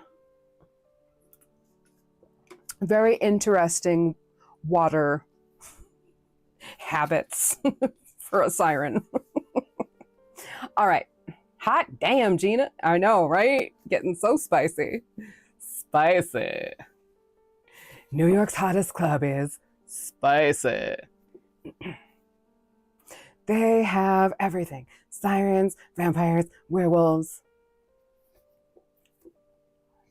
They aren't all they're cracked up to be, right? I know. They're a lot of maintenance. I know they are. But like for me, like, okay, I'll let you guys know. I actually have an allergy to temperature. changes. I know that sounds really weird, but it's a real thing. It's called cold urticaria. It's super fun. So if it gets too hot, like if I go from cold to hot, I'll break out in hives. And if I go from hot to cool too fast, like I'm essentially cold-blooded. So if I go from hot to cold too fast, I have a seizure. It's great. It's really super great. It almost happened a couple weekends ago when my aunt and her husband were here. We were all living in the pool that afternoon, and I got out when it was too windy, and it just felt like a million daggers on my skin, and I kind of froze. Almost ended up getting rigors, but I got into the shower really fast and kind of prevented it from happening. But yeah, it's interesting, weird allergy, my weird body condition. How cold does it get in the winter where you are? It gets like December, January, it's like maybe the 30s, and then February is when we get snow. We actually do get snow here for a couple days out of the year. It never sticks. It doesn't stay unless you're above, where our neighborhood is. We're considered high elevation, but even like in the 20s, it doesn't stay. Like it'll get down into the 20s at night. But something interesting about the desert is that we actually have a ski resort a few miles away from us in the mountains. It's called Mount Lemon, and the ski town is called Summer Haven, and it actually snows there, and it sticks, and it gets deep enough to actually stay and be a skiing destination. And then, but it's interesting. Your body goes into shock. Yeah, exactly. Oh, I'm okay, Moonchild. Thank you. Yeah, I'm okay. I'm all right. It's happened a few times in my life, like when Mr. Siren and I were first together, he actually had to carry me. We were living in an apartment complex at the time, and he actually had to carry me on his back from the pool back home, all the way across the complex, because he didn't believe me until he experienced it. I froze. Literally. Really cold in the winter in West Virginia. I believe it. I've got a cousin in West Virginia. You'd move there, right? And I would love to be anywhere but here, honestly. But really, because I've been here for so long, I'm done with it. I came from New England. I was born in New England. I was born in New York. I'm a native New Yorker, but grew up in New England. And now we're here. And I've been here since the late 90s. So Oklahoma can get super cold. Yeah. But yeah, something really interesting about the desert is that there's anywhere between a 30 and 40 degree temperature difference between day and night, because there's no foliage. Not really. We're in the middle of the Sonoran Desert, which is interesting because it's the greenest, most verdant desert in the world, in the Sonoran Desert. And so there is grass, there is some foliage. It does get green during monsoon season. It's not just all some seasons, and depending on where you are in Pima, that's where Pima cotton comes from too. It comes from here.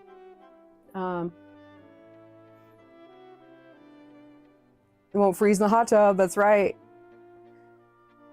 2 guys in the hot tub, 5 feet apart, because they're not gay. R.I.P. Vine. 2 bros chilling in the hot tub.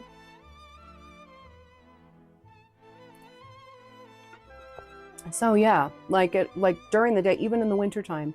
In the wintertime, it'll get between 50 and 60 degrees, maybe. Maybe 65 tops during the day. It's so sunny and everything. There's no insulation. So at night, everything evaporates and all of the heat rises that from the sun, from it being, warming all day. And it happens almost the minute the sun sets. Everything evaporates, the heat in the ground goes away, and it'll go from 60 to like 30 degrees, like that. It's amazing to me. It never ceases to amaze me.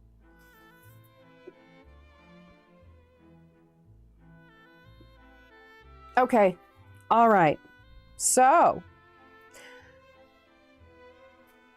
that's the end of chapter 9. Shall we go on to chapter 10, or do you want to keep... Chapter 10 is very short. So do you want to just do chapter 10 and then we'll call it for tonight?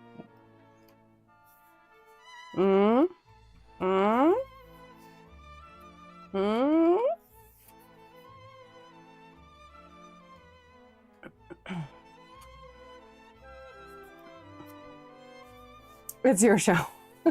Well, I'm playing to an intimate house right now, so proceed.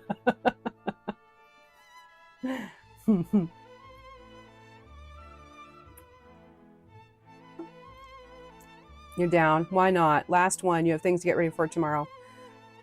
Moonshade, always the voice of reason. Thank you for reminding me. Yes, I do have things to get ready for, but it is only 9:30, so I got another few pages in me, and then we'll call it so that I can go and pack all this stuff up to get ready for tomorrow, because we're bringing the cameras tomorrow. We're filming more content for you guys. Those of you who are on Patreon, if I can pull myself together enough, I'll give you some gig day BTS.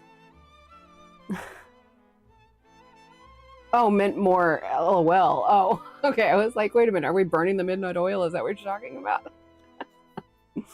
Okay. All right. And by the way, yeah, jump on that Patreon if you haven't.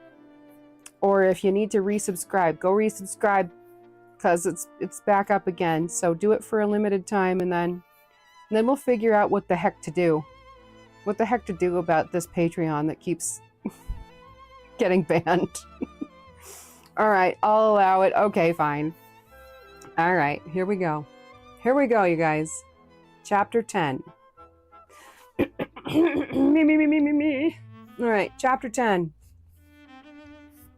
The Hunter's Blind. As they stepped out into the crisp night air, Scarlet led the way with her characteristic grace, her boots clicking softly against the cobblestone streets. Wheeler followed close behind, his mind already racing with possibilities. The scribe, he mused to himself, the name alone conjuring images of a reclusive sage, perhaps a cryptic old man with ancient scrolls draped over his arms, speaking in riddles, or communing with spirits only he could see. Wheeler's heart pounded with excitement. After all, Scarlet had a way of introducing him to the most extraordinary figures, and tonight had already been a whirlwind of revelations. As they turned the corner, a neon sign came into view. Scribes and Scrolls. Wheeler squinted, a faint glow of the sign illuminating a familiar, cozy exterior. His steps faltered for a second, confusion creasing his brow. Wait. The bookstore? Scarlet threw him a sideways glance, her lips curling into an amused smile. Yes, the scribe. Did you think I was dragging you to some ancient all-knowing oracle? Wheeler blinked, his face flushing with a mixture of realization and embarrassment. Well, sort of, he admitted, sheepishly rubbing the back of his tanned neck. I thought maybe, another mysterious figure with some deep hidden knowledge. Scarlet chuckled, the sound soft and almost indulgent. I suppose Z does count as a bit of an oracle, but she is more likely to tell you where to find the best coffee in town than to share any ancient prophecies.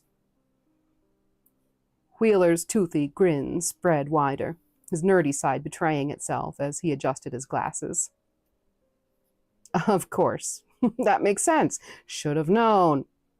He glanced at the familiar sign again, feeling a wave of comfort and relief wash over him. For all the danger and darkness they'd been navigating lately, it was nice to be heading into a place that felt safe, even if only for a moment.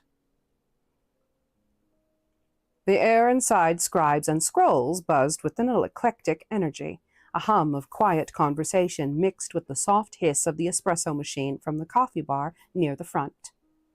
A few teenagers, dressed in mismatched thrifted clothes and adorned with spikes, chains, and heavy eyeliner, lounged in oversized armchairs, their faces illuminated by the soft glow of their phones as they scrolled through witchcraft hashtags. One of them wore plastic fangs, the kind sold around Halloween, flashing them at their friends in an exaggerated grin between sips of their lavender lattes. Near the entrance, a group of self-proclaimed mall goths clutched journals and sketchbooks, their hands adorned with chunky rings and bracelets, flipping through art books and grimoires. Their look was an intentional mix of hot topic rebellion and a thrifted nod to older Gothic aesthetics. Here, in the haven of Scribes and Scrolls, they didn't stand out, and they knew it. This was where the dark, the alternative, and the eccentric gathered without judgment, their secrets tucked between the pages of the books they leafed through.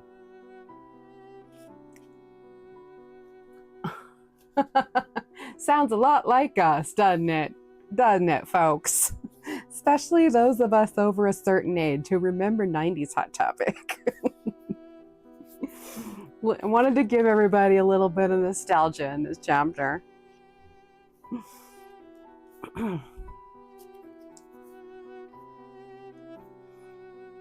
Z stood behind the counter, serving as the gatekeeper to this world.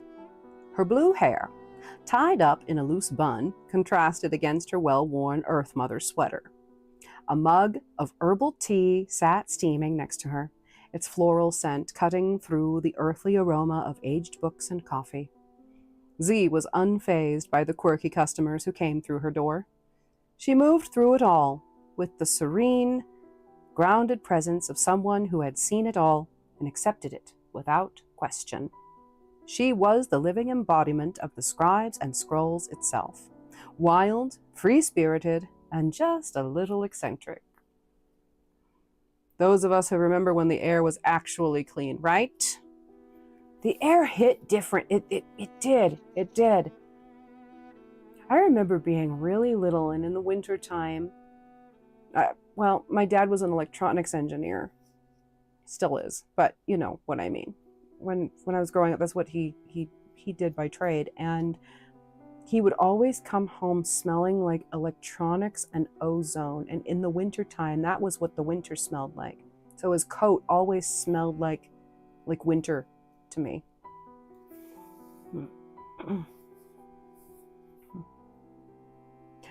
She rang up a purchase for a college student with crystals tucked into their cargo pants pockets. "You going? All right, TWC Myers, good to see you. Good to see you. Thanks for coming in tonight, and thanks. I'm glad that you stuck around tonight. Thank you for being here. Nice to meet you."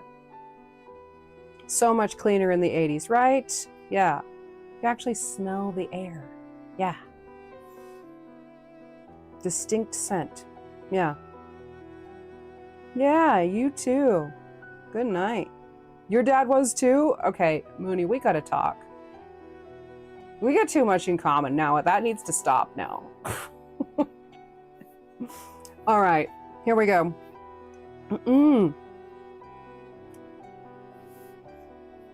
She rang up a purchase for a college student with crystals tucked into their cargo pants pockets, who was debating the merits of rose quartz over amethyst for a self-love spell. With its knowing smile, Z threw in a complimentary stick of Palo Santo, as if to say, this too will help. Across the store, Gus shuffled around a section of old texts, pausing to chat with a customer about a Soul Nomad's bootleg tape he'd picked up at the flea market. His tie-dye shirt peeked out from under a threadbare flannel, and a peace symbol necklace rested against his chest. The old hippie seemed out of place among the darker, more alternative crowd, but his warmth and wisdom were a fixture here. His stories, whether they were about music festivals or narrowly escaping a vampire attack, were met with eye rolls or laughter, but everyone loved Gus. He was much a part of the store as the towering shelves themselves. Scarlet moved, but no one asked directly. In this place, one didn't question the authenticity of another's persona, especially not Lady Scarlet Nightshade. As Scarlet scanned the shelves, her fingers brushing over the spines with the familiarity of old friends, Wheeler trailed behind her, trying to keep pace with her effortless grace. He didn't mind the alternative crowd, though he had once been mistaken for an elder goth at a bookstore event, a mistake he hadn't corrected. He felt just as much at home here as Scarlet did, surrounded by the strange and the esoteric. His own life's work, dedicated to unlocking ancient mysteries and untangling occult histories, was reflected in the very books that lined the shelves of the scribes and scrolls. Wheeler's eyes lingered on the way Scarlet moved, with a confidence and poise that made her seem like a specter among mortals. She reached for a book, its cover worn with age, flipping it open with a flick of her wrist. As she did, the low lighting caught the flash of her fangs, a glimmer of dangerous allure hidden beneath her refined exterior. "Lola Frosty, hey!" His breath caught, not out of fear, but from fascination. The sight of her fangs stirred a reminder of the delicate balance they maintained, of the unnatural bond that tied them together. Scarlet's eyes flicked up, catching his momentary lapse, and she quickly shifted, pulling her lip down to hide the sharp edges that set her apart from the humans around them. "Almost slipped there, my lady," Wheeler teased, his voice low, carrying the weight of shared secrets. The casual banter between them, however, did not go unnoticed by the customers who watched them curiously from behind stacks of books.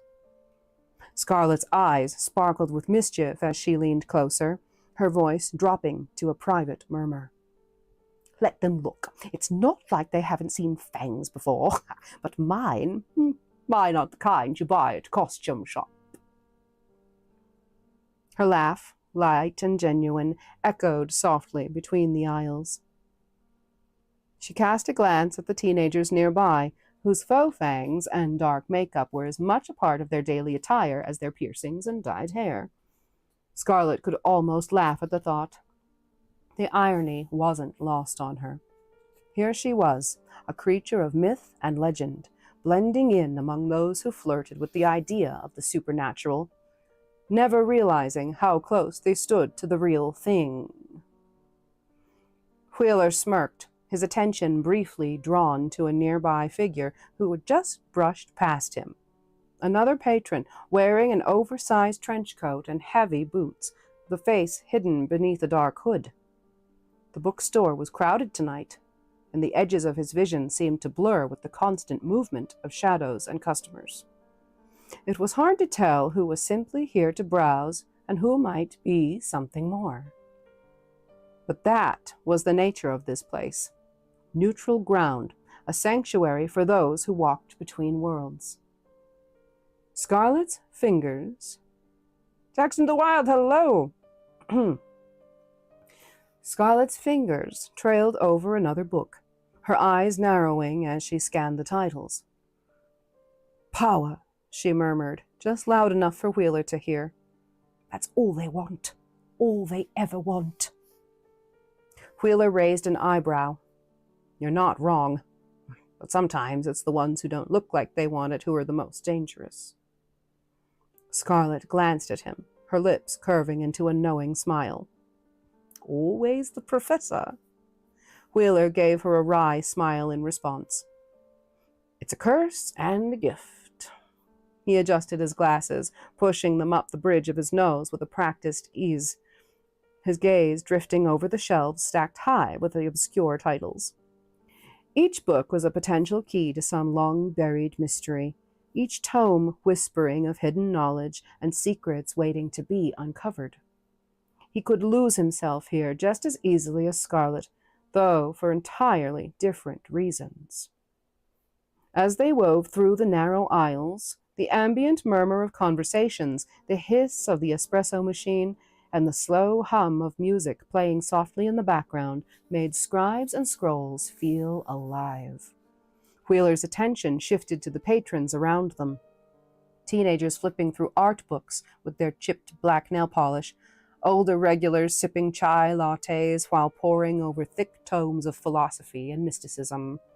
Everyone here seemed to carry the same air of belonging, of finding solace among the ancient pages. Scarlet reached for another book, her movements precise and graceful. Wheeler, lagging slightly behind, noticed a flicker of movement out of the corner of his eye. A figure, draped in a heavy hooded coat, passed by with deliberate slowness. Wheeler's brow furrowed, but the figure disappeared into the shadows before he could get a better look. Shaking it off, he turned his attention back to Scarlet, watching as she delicately leafed through the pages of a thick, leather-bound grimoire. Z's voice carried over from the counter as she greeted another customer with her signature blend of warmth and sarcasm. "Hey there, watch out for that book, might bite if you handle it wrong." She grinned, her blue hair gleaming in the light as she handed over the customer's purchase. "And don't forget your coffee on the way out. We both know you need it." Scarlet and Wheeler exchanged an amused glance, the atmosphere in the store reminding them that, for all its eccentricities, Scribes and Scrolls was a place where the strange and the ordinary coexisted in harmony. It was a part of what made the bookstore special, a refuge for those who lived on the fringes of society, whether they embraced it openly or kept their true nature hidden beneath the surface.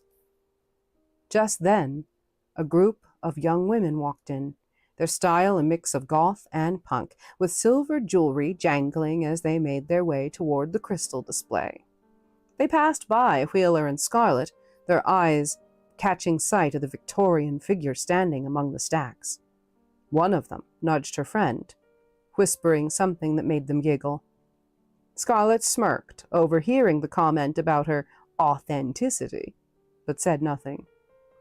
Wheeler couldn't help but smile, impressed as ever by her ability to command attention without even trying. "So, what exactly are we looking for?" Wheeler asked, finally breaking the comfortable silence between them. Scarlet's eyes skimmed over the spines of several books before she finally turned toward him, her gaze thoughtful. "Information. Not just any kind, though. There's something here, something about the murals, about the convergence of forces we're caught up in. The owner, Z, has a few rare books tucked away in the back. If anyone has what we need, it'll be here." Wheeler nodded, his interest piqued. The thrill of discovery always lingered just beneath the surface for him, and Scarlet's cryptic lead was more than enough to spark his curiosity. He followed her deeper into the store, through narrow aisles lined with obscure texts, their covers worn and faded from time. As they moved toward the back, the lighting grew dimmer, the scent of incense more pronounced, mingling with the rich aroma of coffee. It was like stepping into another world, a quieter, more secretive place where only the brave ventured. "Does Z know about all of this?" gesturing vaguely to the shop and the hidden truths that lay within. Scarlet shrugged, an enigmatic smile playing at the corner of her lips. "She knows enough, and she's good at keeping secrets. That's why she's still around." They reached the back of the store, where the most coveted books were kept. Those on magic, folklore, the dark arts, all carefully curated and protected. Scarlet moved toward a section labeled Occult History, her fingers gliding over the titles until she stopped at one that looked particularly promising, feeling the weight of the book settle in his hands. As they both stood there, absorbed in the gravity of the search, A faint rustling sound caught Wheeler's attention. His eyes flicked toward the corner, where the pair of figures, darkly dressed, their faces obscured by hoods, stood perusing a nearby shelf. They seemed ordinary enough at first glance, but there was something about their movements that felt off, too deliberate, too focused. "Do you think we'll find what we need here?" Wheeler asked quietly as they neared the counter, the scent of coffee and incense once again filling the air. "We'll see," Scarlett replied, her tone even, though her gaze was already scanning the shelves with intent. As they approached the counter, Z leaned forward, a teasing glint in her eye. "Leaving already? And here I was about to suggest you both pick up a little something for yourselves." She reached for a conspicuously phallic candle and jiggled it in front of them, a book titled Sacred Touch, with an equally revealing dust cover in her other hand, her eyebrow arched suggestively. "Could do wonders for the soul, you know." Scarlett barely paused, her lips curling into a faint smile. "I think we're good, Z, thanks." Wheeler, ever the scholar, simply adjusted his glasses with a mild chuckle. "Not quite what we had in mind tonight, but we'll keep it in the old file." Wheeler tapped his temple and clucked. Z shrugged, her grin widening. "Hey, offer's always on the table." As they turned to leave, Scarlett gave Z a brief nod. "I'll be back soon." "You better be," Z called after her, her voice laced with humor. "There's more than dusty books waiting for you here." Once outside, Wheeler glanced over at Scarlett. "She's relentless." "She's Z," Scarlett replied, her smile lingering for just a moment before fading back into the night. The alley behind the bookstore was a mess of overflowing dumpsters, flickering streetlights, and the distant hum of the city.